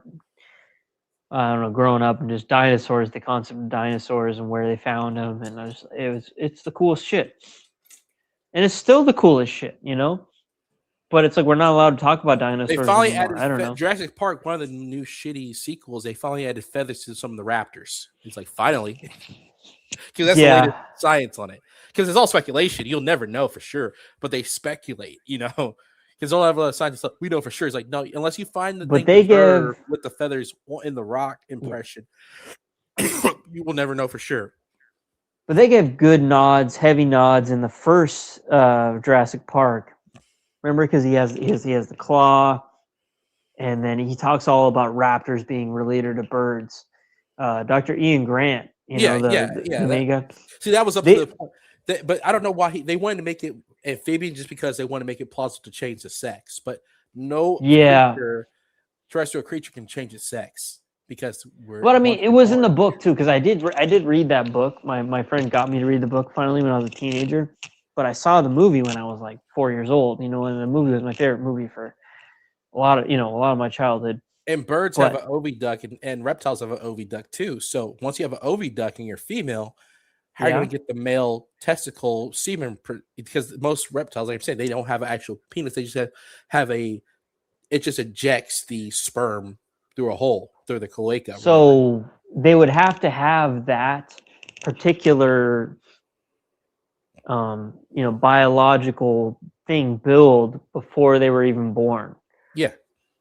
It would have to somehow mutate to a male. It's like But with a human, we are so different from females that there's just absolutely that's not even a possibility. Well, it's called sexual dimorphism, and even birds have it because you'll have some birds. Yeah. For example, a peacock. A peacock has the big old tail feathers. The male bird has a big old tail feathers, and the female peahen is smaller with no big tail feather. Where's the peahen fill in this picture? Because the peahens are the female, so the females are already very different from the male. But you were saying there were like multiple types of males too? No, I'm just saying no. They're saying the males are just really bright feathers and look totally different. Okay. That happens a lot in birds too. And I think some reptiles. No, it's most. Well, ducks are like that.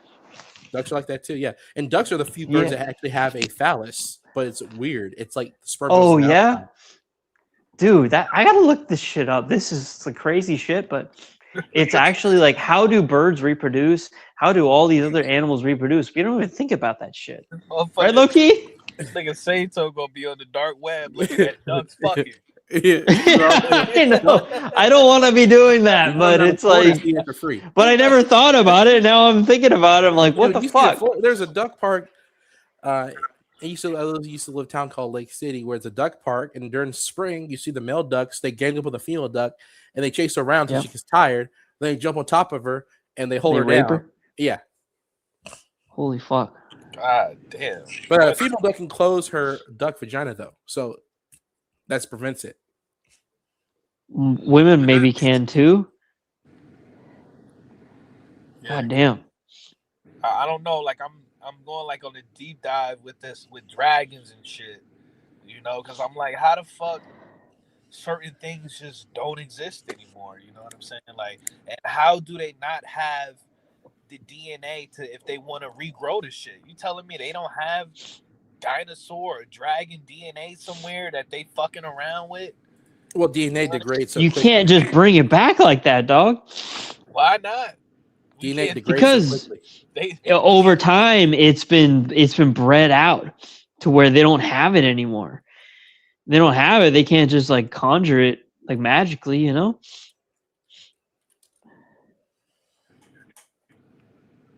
You're still thinking, why not? Yeah, I don't think they can bring dragons back or dinosaurs back.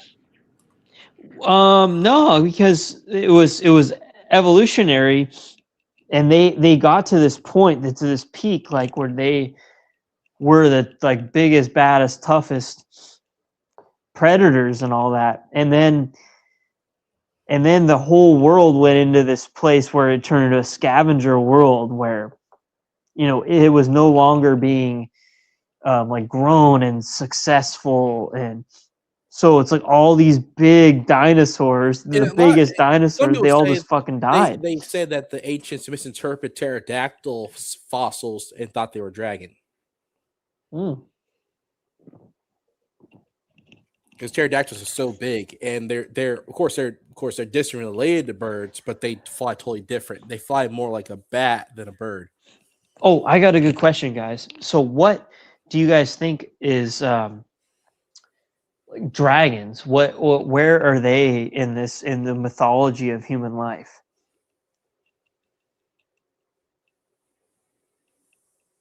I don't know, but I fuck with dragons, bro. And I seen some videos. It's probably AI, but they make it. I saw some videos that it was like a white dragon and shit, and they show it like, you know, like it's real. But I know it's AI. You know what I mean? Yeah. Well, there's no way we'd have actual footage of that, but they call it the concept of dragon. What? Armchair, what do you think? Like, are dragons like ever alongside us? I don't think so. I think they just thought they made them up because they look cool. Yeah, I tend to agree, and I don't want to agree, but I do. Yeah, because how much evolution would that take to be able to breathe fire, like Rain of Fire and Game of Thrones and shit? That would take a lot. Yeah, like that's obviously fake. That's obviously can't be real. And mostly they're like mostly in fiction, you're seeing wyverns and shit. Yeah, like they're the ones that have the extra pair of legs in the front, right? No, wyverns are the ones that just look like a bat. They just have the bat reptoid wings like a pterodactyl, and then they have the feet like a bird. Oh, yeah, wings and feet. Okay. A dragon has the two main limbs because all creatures are supposed to be, according to their bullshit, is all creatures we all have the same basic body plan. Because we all have 2 forelimbs and 2 legs. That was people being insane, I think. Only insects have like the 6 legs and wings plus wings. Yeah, I just don't buy it but I've seen that shit with so a dragon. I've seen the dragon. Oh, he doesn't have arms, but he has legs. I've seen the ones that say they have arms, but they don't have legs. So they're like more ground tied. It's like all these different types of, but I don't think dragons, they just fly for no reason. They're just basically flying serpents for no reason. Yeah, I think it's just mythology. It's like Greek, Norse, Chinese, all of it. The mythology of a dragon is just very cool because it's a mythical creature, and we all want to believe in dragons. Dragons go hard, bro. I fuck with dragons, but they said that somebody did the AI picture of Trump as Jesus, but then they said Trump went back and he basically put the demon that was above him. He made the demon, like he went back and changed it from a regular soldier or whatever to a demon. And they saying that the demon, some people are saying the demon is Baal, and then some people are saying the demon is Apollo, or the picture is Whoa, Apollo. because we did that new Apollo mission that was random and out of nowhere. So we got Apollo and Baal, Baal, Baal. Yeah. And also in his in his apartment he has a lot of like Apollo art and shit like that. Who does? Trump. Yeah, in his apartment. That's weird. Like he god of Apollo. Yeah. We should be looking into Greek god of Apollo more right now because it seems like it has he's the sun god. He's also I think Apollo is the Greek version. I forget the Roman version is it Helios? I forget.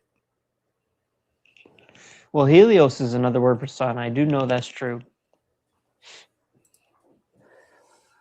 For sun, Trump made right? So yeah, I think it's for sun. Let me look it up because I used to play God of War on. Yeah, like that's how I remember this type of shit too. It's just games I played. It's like I try to act like I'm smart, but I used to study it as a kid even before I played the games and shit. I used to like always interested. Yeah, but a lot of times that was my entryway into like looking up things that actually, it was like, that. Because it's scattered in everything. That occult shit. Oh, Apollo is both in the Roman and Greek versions. Apollo is Apollo. And Artemis is Roman and Greek. Yeah, the god. Wait, so that we did this Artemis 2. What was the fucking? What do we call this like trip that we went on? The Artemis 2, right? Yeah, Artemis 2. I always know Artemis is the female goddess of bow and arrows in the hunt. Interesting. Okay. That's why there's a DC do you have any comment? There's a DC Comics superhero called Artemis. She's like Green Arrow. She's a Green Arrow's cousin or something. Huh, that's funny. Green Arrow's cousin, Artemis. Because it was all gods, it was all for superheroes. That was they showed the video, and it curved, and then it just vanished. You know what I mean? So it's like, I don't know. I don't believe it went to the fucking moon. I don't believe it went around the fucking moon. You know what I mean? Because I don't really believe it either. They just put this camera out there. I'm not even a flat earther. I'm just saying that their version of space is bullshit. Because why don't they just take the camera out the spaceship and prove that they're going around the moon? I think they're just going low Earth orbit, and they're just money laundering the rest of the money. Okay, I mean that's a possibility. That is a possibility. I interviewed the guy. You go on my channel and watch the interview for free. 40-minute interview with Bart Sabrell. He's the foremost. Now he's a Jesus freak, but he's the foremost guy on blowing open the Apollo scandal, the Apollo fakery.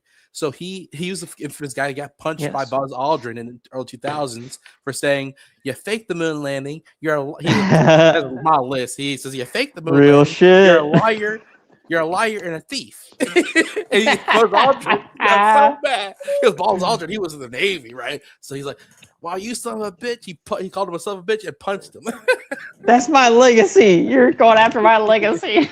Yeah, I know. Because if you faked it, you'd be mad as hell. Because he has the footage. Yeah, it's like you're exposing my whole gig, bro. That's like everybody. Didn't somebody write something on their grave? I mean, probably, bro, but let me spit this out first. I was always just like, I always thought the moon landing was fake, and I think that they're doing this Artemis thing to kind of make us forget about that the moon landing was fake or something. It's all part of I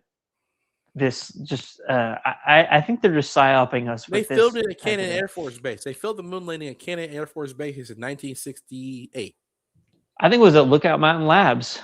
In Laurel Canyon. Bart Bro has the confession of the guy saying he had the Air Force NCO Special Security Forces officer who said, I was the head security at Cannon Air Force Base, and I saw them film the fake moon landing there. That's what city is that in? That's in LA, right? It's near New Mexico. It's near Reno, Nevada.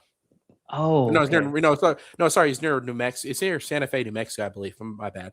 It's out there in the west coast. Because there's nothing out going in New Mexico. Yeah. Now, other than the moon landing, it being faked, I just can't believe that those videos of the guys jumping around are real anymore. Who was filming that?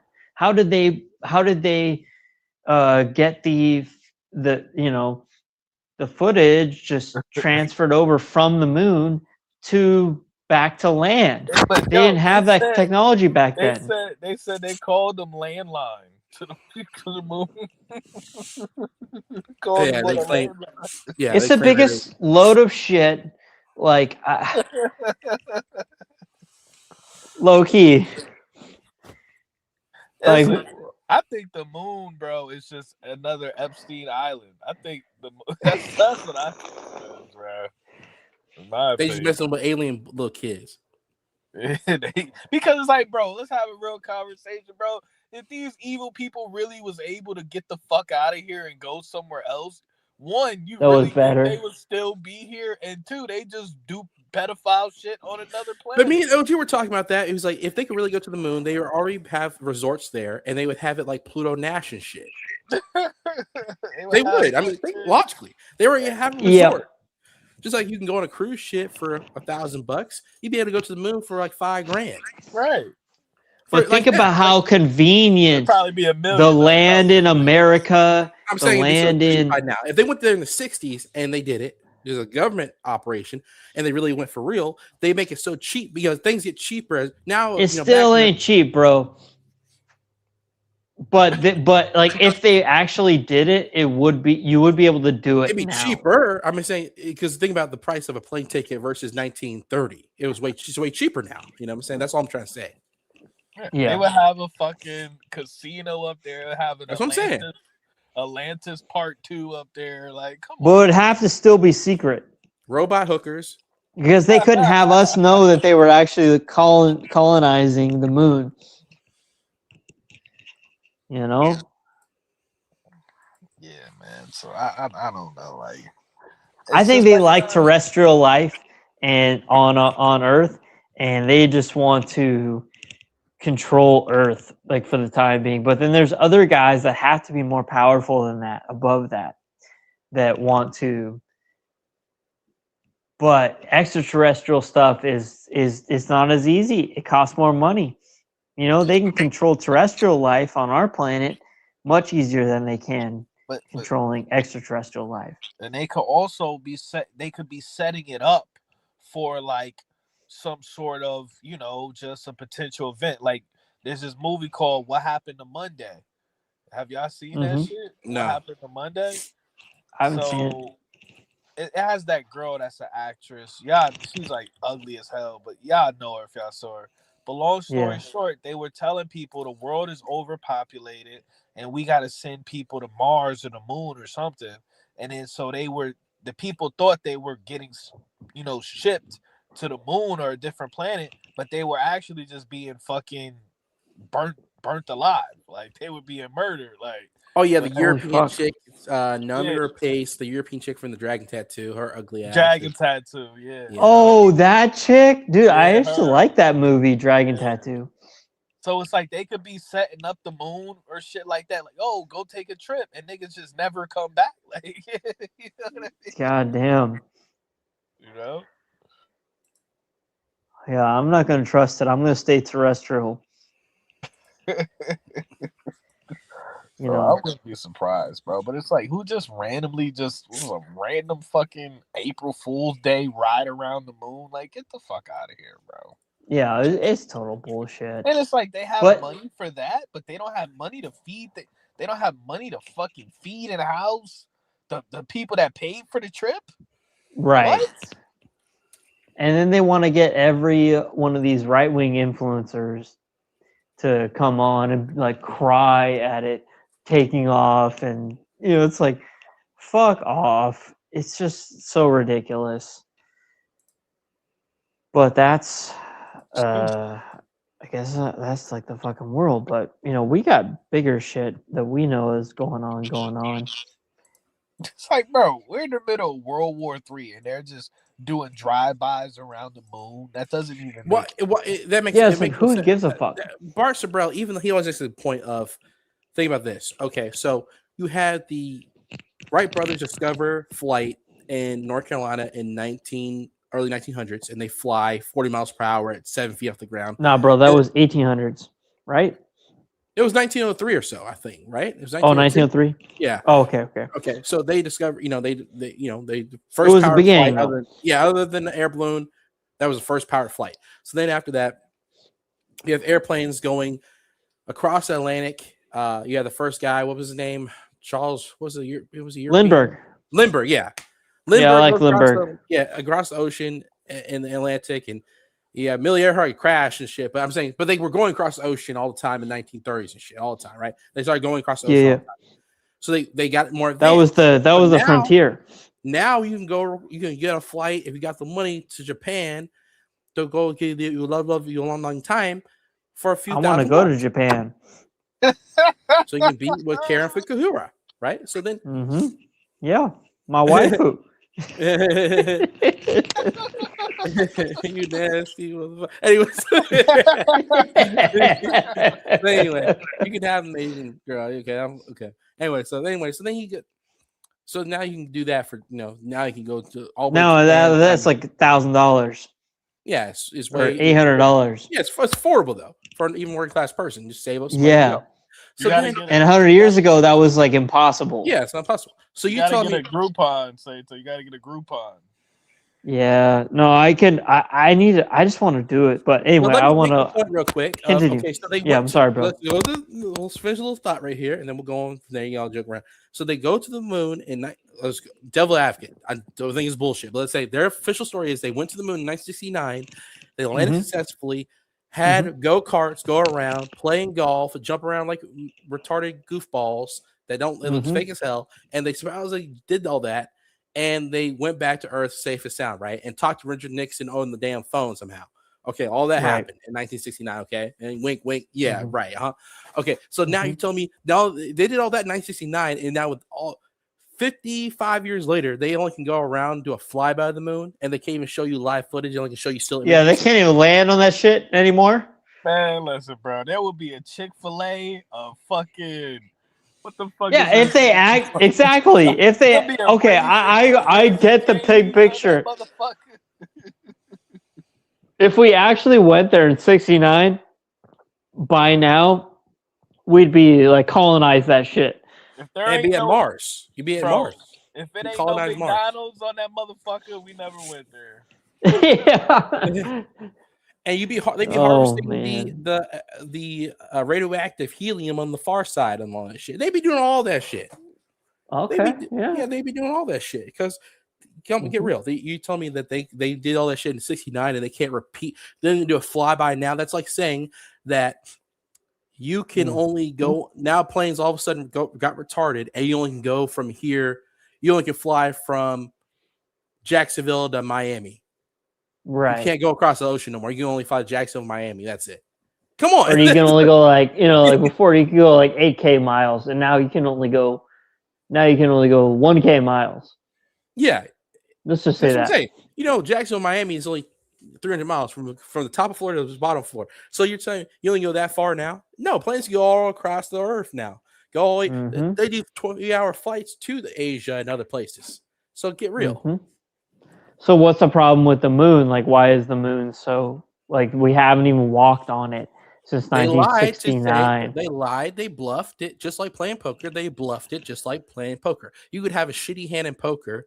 You could have a shit hand. You could have no pairs, no flush, no nothing, no flush, no straight, no nothing, and you just bluff and act like you raise your bet and bluff it, and the other guys fold, and you take the pot. That's what they did. Yeah, they bluffed that's what they did with against the Russians because they were like, "Well, the American people are stupid. We know that." And then like, "Oh yeah, we think we can fool the Russian people into thinking that we went there." Russia knows that we didn't go, but they're not going to expose it because they don't want to cause They don't want that smoke. The month of smoke with America. Mm-hmm. And also America is militarily. America. But they all know it's fake too. And all these like the famous Jewish guy saying that, or Yiddish, whatever you want to call himself, he's called Professor Dave Explains. The guy is a total disinfo agent. He acts like he tries to go in there. He has no evidence that we went to the moon. He just tries to act like if you don't believe we went, you're an idiot. You're just being silly. You're low IQ. You're stupid. Yeah. Fuck off. That's all he has. He can't say anything else. He has no evidence. He has no evidence, just like we have more evidence than he does. The moon deniers have more evidence than he does because the shadows are all out. If you know, because that's the thing. Boris Brell is a filmmaker, so he knows one thing about filmmakers. Every filmmaker, shitty or good, knows that sunlight shadows cast all the same way. It was Stanley Kubrick that filmed the moon landing. Did, front screen projection. Yeah. It all casts the same way. He filmed it in a studio in an Air Force base, so the shadows are coming all over the place. The rock's shadows going this way, the astronaut shadows going this way, and moonlight and sunlight on no atmosphere on the moon. That's impossible because the sunlight being. And they didn't even have amazing technology then, so it's kind of like we can see through it easier now. They slow-moed it, a lot of it. The people that were in their 70s now that were alive when they were 10 years old when it happened. All they saw was a grainy footage of men jumping around like retarded snow bunnies and jumping around. So they slowed the footage down. Yeah, they slow-moed it. That's what I think is like. Okay, so that's why it looks like a year in advance. They filmed it a year in advance, so they already had the footage ready to go for sure. And that the whole story is that Stanley Kubrick, he got the money to film 2001: A Space Odyssey in exchange to do this moon landing. And so he was supposed to be researching and figuring out how to do the moon landing. He's the best filmmaker at the time. He used, for his British film he made called Barry Lyndon, he used NASA. 1975. Yeah, because he still had the NASA cameras. Mm. He was the first filmmaker to film scenes of all candlelight because he had to have the high. 69. Yeah. So he still had. So Barry Lyndon, he had all those like cameras and shit. Meanwhile, Barry Lyndon is just a historical British drama about guys shooting each other with muskets. But he filmed it with NASA lenses, so it can take in more. That's hilarious. Light, so it can it's the first scene filmed with candlelight. Before that, you have to have studio lighting in the background somewhere. Candlelight is so dim, he had to have the special camera from NASA to film it. But he got that camera because he filmed the moon. Because he did the moon landing. He did 2001: Space Odyssey. He did The Shining. So you have to put the thoughts together. They only can go to low Earth orbit. Once you know that, they only can go to low Earth orbit. They can drop back in the day. Not till this day. So you think the whole thing going around the moon was totally fake too? Everything beyond low Earth orbit is fraud. Everything. So they only can go to low Earth orbit. That means they can launch a rocket from Florida or from wherever they're going to launch it from, and they can go into low Earth orbit and be going 2,000 miles per hour around the Earth, and that's it. They can't go beyond that. If they go beyond that, the radiation is going to cook them, or a meteor is going to hit them. Micrometeors. So you think they just float? Like, so what did these people do? In the last like week or whatever, they went up there, they went up in the atmosphere, and they kind of just hung around there for like 2 days. And they're just in low Earth orbit. Either they're just in a studio or they're in low Earth orbit going around, just like the space station. The space station sits up there has been there like 20 years. It's in low Earth orbit. It just sits there and goes around forever, right?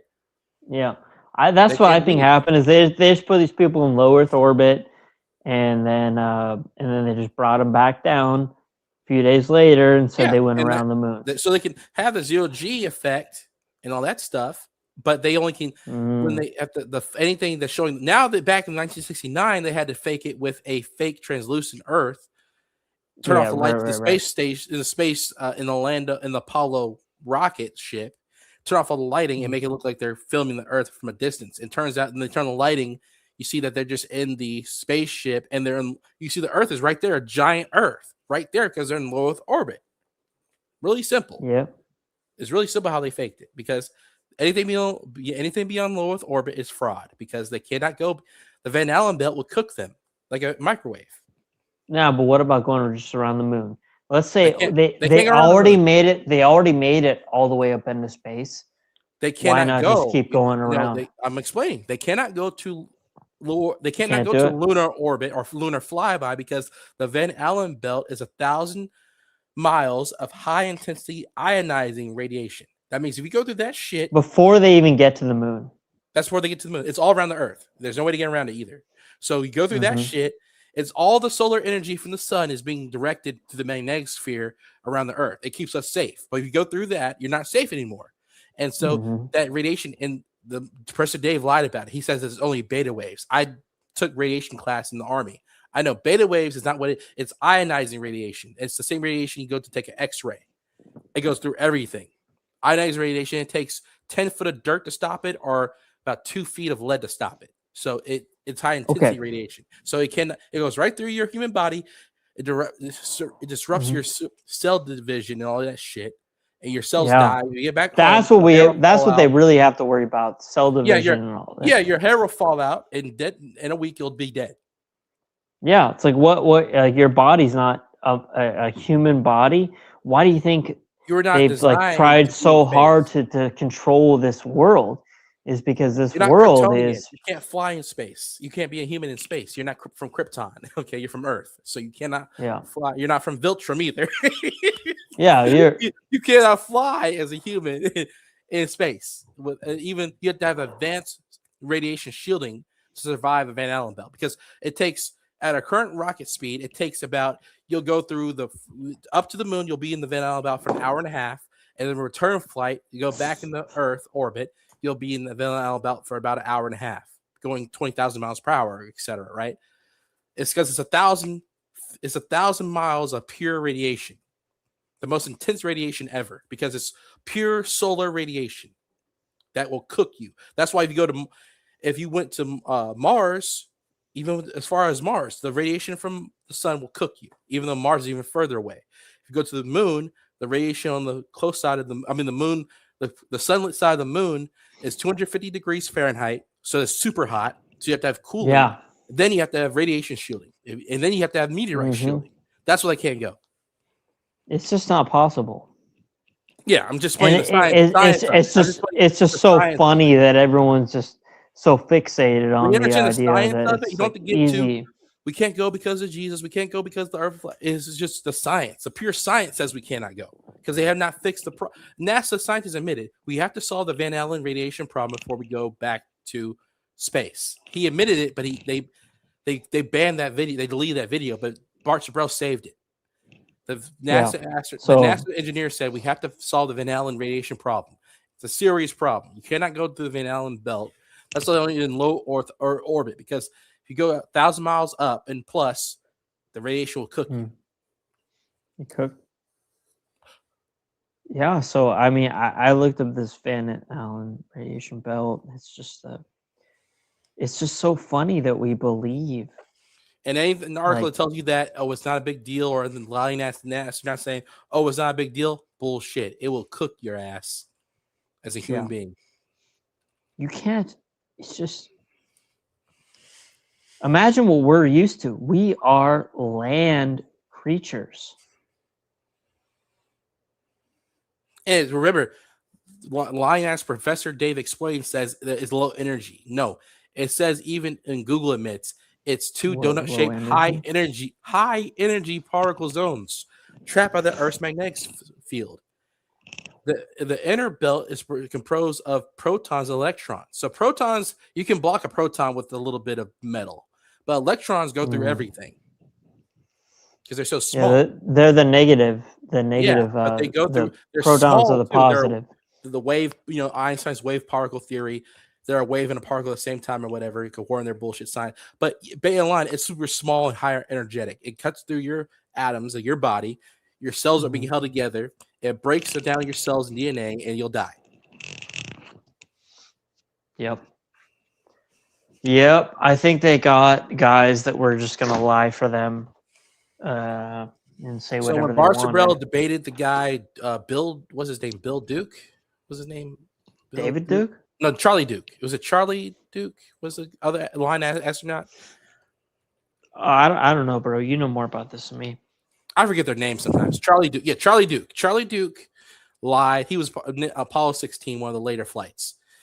He went up there and played senile. He's ex-Air Force, so of course he's sworn to secrecy. He's ex-Air Force. All the NASA guys are either ex-Air Force or ex-Navy. So you can't lie or you can't tell the truth.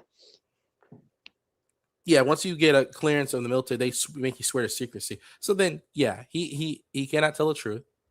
That's why one astronaut that swore in the Bible, he says, Mr. Sabrell says, you'll be guilty of eternal damnation and of treason.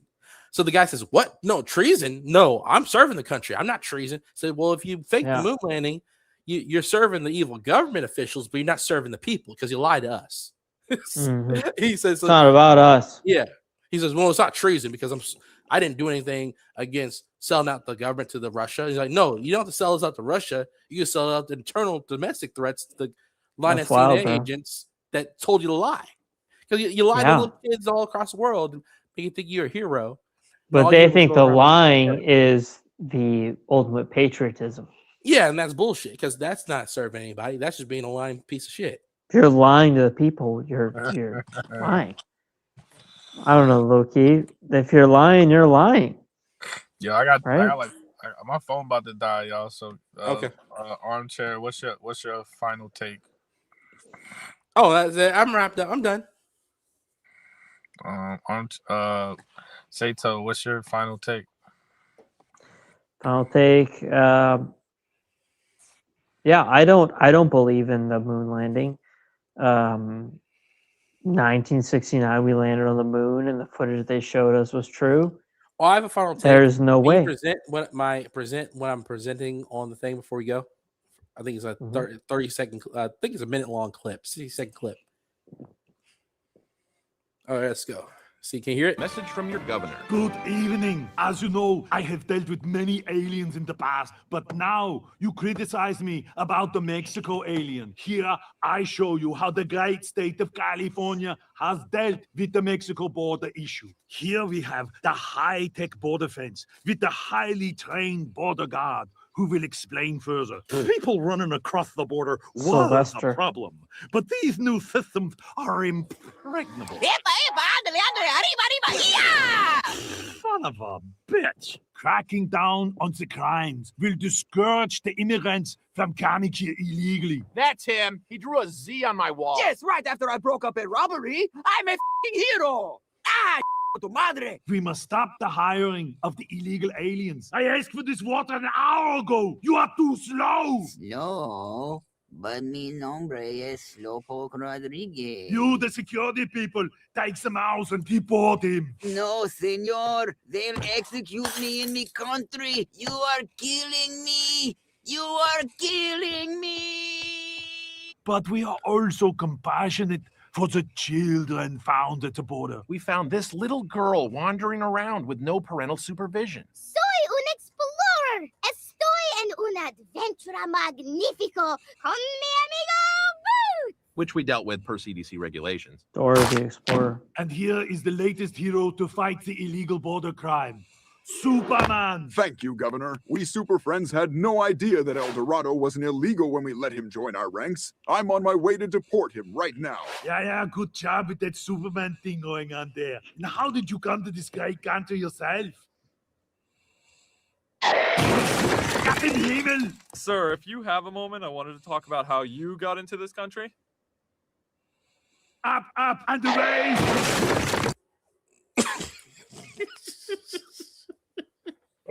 That was Robot Chicken? Yeah, Robot Chicken. Oh, Robot Chicken from back in the day. Okay. Now it's funny because I remember Robot Chicken from back in the day. You're crazy, dog. But you're right. That's why we can't solve legal problem. Arnold be like, no. So Rodriguez said, mi nombre es Lopo Rodriguez. He said, you're killing. No, they killed me in my country. You're killing me. I'm kind of pissed off at immigrants right now. I went to fucking I wanted a chicken quesadilla, bro. All I Just wanted, that's what I wanted. all I wanted, bro, was a chicken quesadilla. You know, this motherfucker he charged me like $11, and then when I get in my car, I open the quesadilla. It's just cheese and onions. That is no chicken. What? Yeah, because the chicken's expensive shit. They fuck you over, bro. I was like, bro, I've never been so disrespected in my life. Be like, It was necesito Oh el my pollo. god. Necesito el pollo. it was Oh. cheese and onion. I said, wow. And you charged me pasa, man? $11. $11. Charged me $11 for cheese and onion, bro. And Yeah. That's might the get way a the refund. world You is might try now, to bro. You might try to spit in your shit if you get a refund and be like, necesito el pollo. Well, you're believe right. it. I couldn't believe it, bro. I couldn't. And I told him, I was like, grilled That just chicken. sucks, I told him dude. 2 times, grilled chicken. I was like, oh, man. Yeah, Stick and with they Taco gave you Bell. cheese. The cheese. Well, the Taco Bell's expensive as fuck too. Like, look, you did the Well, at right least they thing give you a going free to taco there. every few orders. On the app, they usually give you a taco every few orders. Fuck them, bro. Taco Taco. used to be 89 cents. Now 79 it's $1. cents. No, it's $1.50 for a soft taco. Yeah, the best deal they got, bro. Oh. It's if you go there and you just get the okay, I'm getting the cheesy bean and rice burrito. Well, they have a $5 That shit's box like still. $169. No, $5 box, and there was never a $5 box in Washington, but now there is no $5 box, and it's like $9. And also, even if you order online, that the still last loophole was if you went online and you ordered it before you went, you could get like a good, still good meal. Somebody need to start burning down the Taco Bells because Well, they have one in here. They have one for $5.99. You get it's create your own classic box. It's $5.99. Well, you're still like living in Florida to like a night, like the good shit, and Oh, we have the classic it's just box for fucking $5 over. even.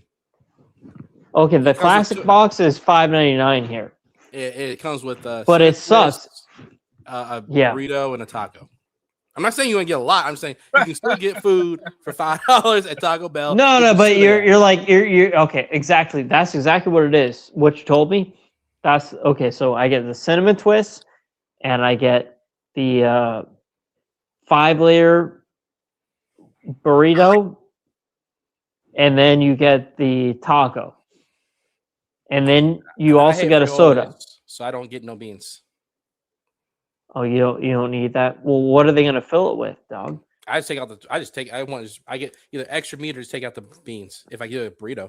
Oh, well, extra meat. They're gonna charge you more for that shit, probably, right? I can afford it. I can afford it. It's Florida anyway. Well, that wasn't the question. I was talking about if you're trying to get the cheap shit. Just go through there and get your shit. There's no such thing as cheap. They still have $5 here. $5 box here. Yeah, well, I'm telling you, the box in the Northwest, you're in the Southeast. In the Northwest, it's like $5.99 is the minimum if you get the cheapest shit. And then that's like we feel like lucky, but we got that shit now. Dude, I got 4 tacos, bro. I got 4 tacos from Taco Bell. It was $18, bro. That's insane. And they were just normal taco? Dog, they was the Locos tacos. I got 4 of them. Okay, here. Were you at a Taco Bell, Loki? Yes. That's Locos tacos. They're like fucking $3. Well, you get the Dorito ones with the Dorito like coating. They taste good and shit. Yeah, that's gonna cost you like $18 for 6 tacos. I got 4. I only got 4 of them. Oh, you only got 4 tacos. It's gonna be $12. Yeah, but I know what you're saying, but you shouldn't have got the Doritos ones because they just like double the price for the Dorito shit. Damn, sorry, that's what I wanted. Shit. Well, you wanted that, but that's like gonna be. They're like, Pound Life guy. He said, I want Chinese food. He was a big old fat country bumpkin at 800-900 pounds. He's like, I want Chinese food at night. And he's like, you can't have rice, honey. He's like, but it's fried. I want that fried rice. It's fried. And he's like, that's unhealthy, baby. I don't care. That's what I want. It's fried. It's like the fried don't help it. But that doesn't solve the problem with the money. Like, why is you getting the Dorito taco twice as much money? Bro, for them to put. Bro, we're getting fucking ripped off everywhere we fucking look, dude. Period. Even Anytime we consume anything, we're getting ripped off with fucking fake food now. Like, what? Yeah, it's like at least fast food used to be cheap. Back in the day, you could hang out with your buddies and go get, go to fucking Wendy's or wherever and go fuck around in there and like go Wendy's or go to the drive-thru, buy cheap shit and throw it out the fucking window. Bro, Wendy's wants $7 for a chicken sandwich by itself. Yeah, man, like I feel bad for the generation Alpha or Z or whatever they're called now, because we had it awesome. Like I would go to my friend's house after high school, like going to community college, and then I was like, hey, bro, do you want to go to Wendy's or something? And then we'd go, and then we just like get a ton of shit, and then drive away, and then like we threw it in a mailbox one time. We were just like going fucking hardcore, but it was just super fun. It's like you can get fast food, and I remember laughing at my friend because he spent $11 at a fast food place, and I was like, $11? Like what? At Carl's Jr., I think it was. You guys have Hardee's maybe out on the East Coast. Yeah, it's Hardee's. Yeah, so that's the same shit. But he spent $11 there back in like 2008 or 9. Yeah, Hardee's used to have good hot dogs, man. They used to have in North Carolina. They used to have chili slaw dogs. Now they don't sell that shit no more. No, now they just sell this shitty ass chili burgers. dog. You was eating glizzies? Armchair? No, they called chili slaw dog here. Chili, it's not a glizzy, it's a chili slaw something. Chili slaw dog. In North Carolina, we call it chili slaw dog. It's coleslaw and chili on a hot dog, but onions and maybe a little mustard. Nah, that sounds terrible, bro. That sounds disgusting. It's awesome. I just don't like the meat in the hot dog. I just don't like the hot dog. So even when I go to I don't like coleslaw. I hate that shit, bro. That's just. What about? Not coleslaw's all right. In the South, you get barbecue sandwich with coleslaw on top, and then you have the coleslaw on top. On a sandwich, you put the coleslaw on the. That's how we do it in the South. All right. Throw that shit to trash. No, I would actually like that. Yeah, because that's coleslaw. It's really good. If you tried it, it'd be like the coleslaw is not overwhelming either in flavor, so it's really good. If you went to one of my local North Carolina little barbecue shacks, you'll like it. I guarantee you. Yeah, I can't fuck with coleslaw, bro, ever.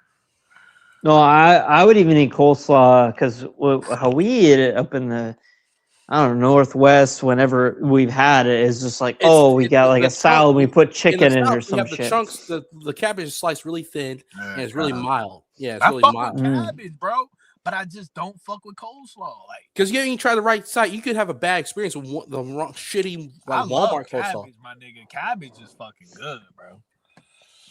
So you like the vegetables? Yeah, what is it? Cabbage, you just don't carrots? Yeah, but no, there's no carrot in the South. We don't put no carrots in it. It's just cabbage it's just cabbage. The seasoning. We put carrots. Yeah, carrots up here. Yeah. I like carrots because they're cheap and they're good, and you can chop them. And also, we had another sandwich. It's called the shrimp sandwich. They take fried shrimp. It's kind of like a po' boy. Take fried shrimp, put coleslaw on top of po' boy? that. Po' boy is originally from New Orleans, but in North Carolina, they just take a bun, a hamburger bun, put fried shrimp, baby popcorn shrimp on it. You put coleslaw on top of that and another bun. It's great. It tastes great. I'm just saying, it sounds crazy, but if you eat the shit, you're gonna. But you're from a different. Place, you're gonna like it. Yeah. I've never been east of New Mexico. That's the furthest east I've ever been in my life. I've never been to the east. I'm a real estate agent in Florida. If you want to move here, I can get your house, but it's all to you. Yeah, bro. I'm stuck here because I gotta stay by my parents. I just gotta make sure that they, but Anyway. Anyway, 5 years if they go on, you can come. You can go where you want to go. Yeah.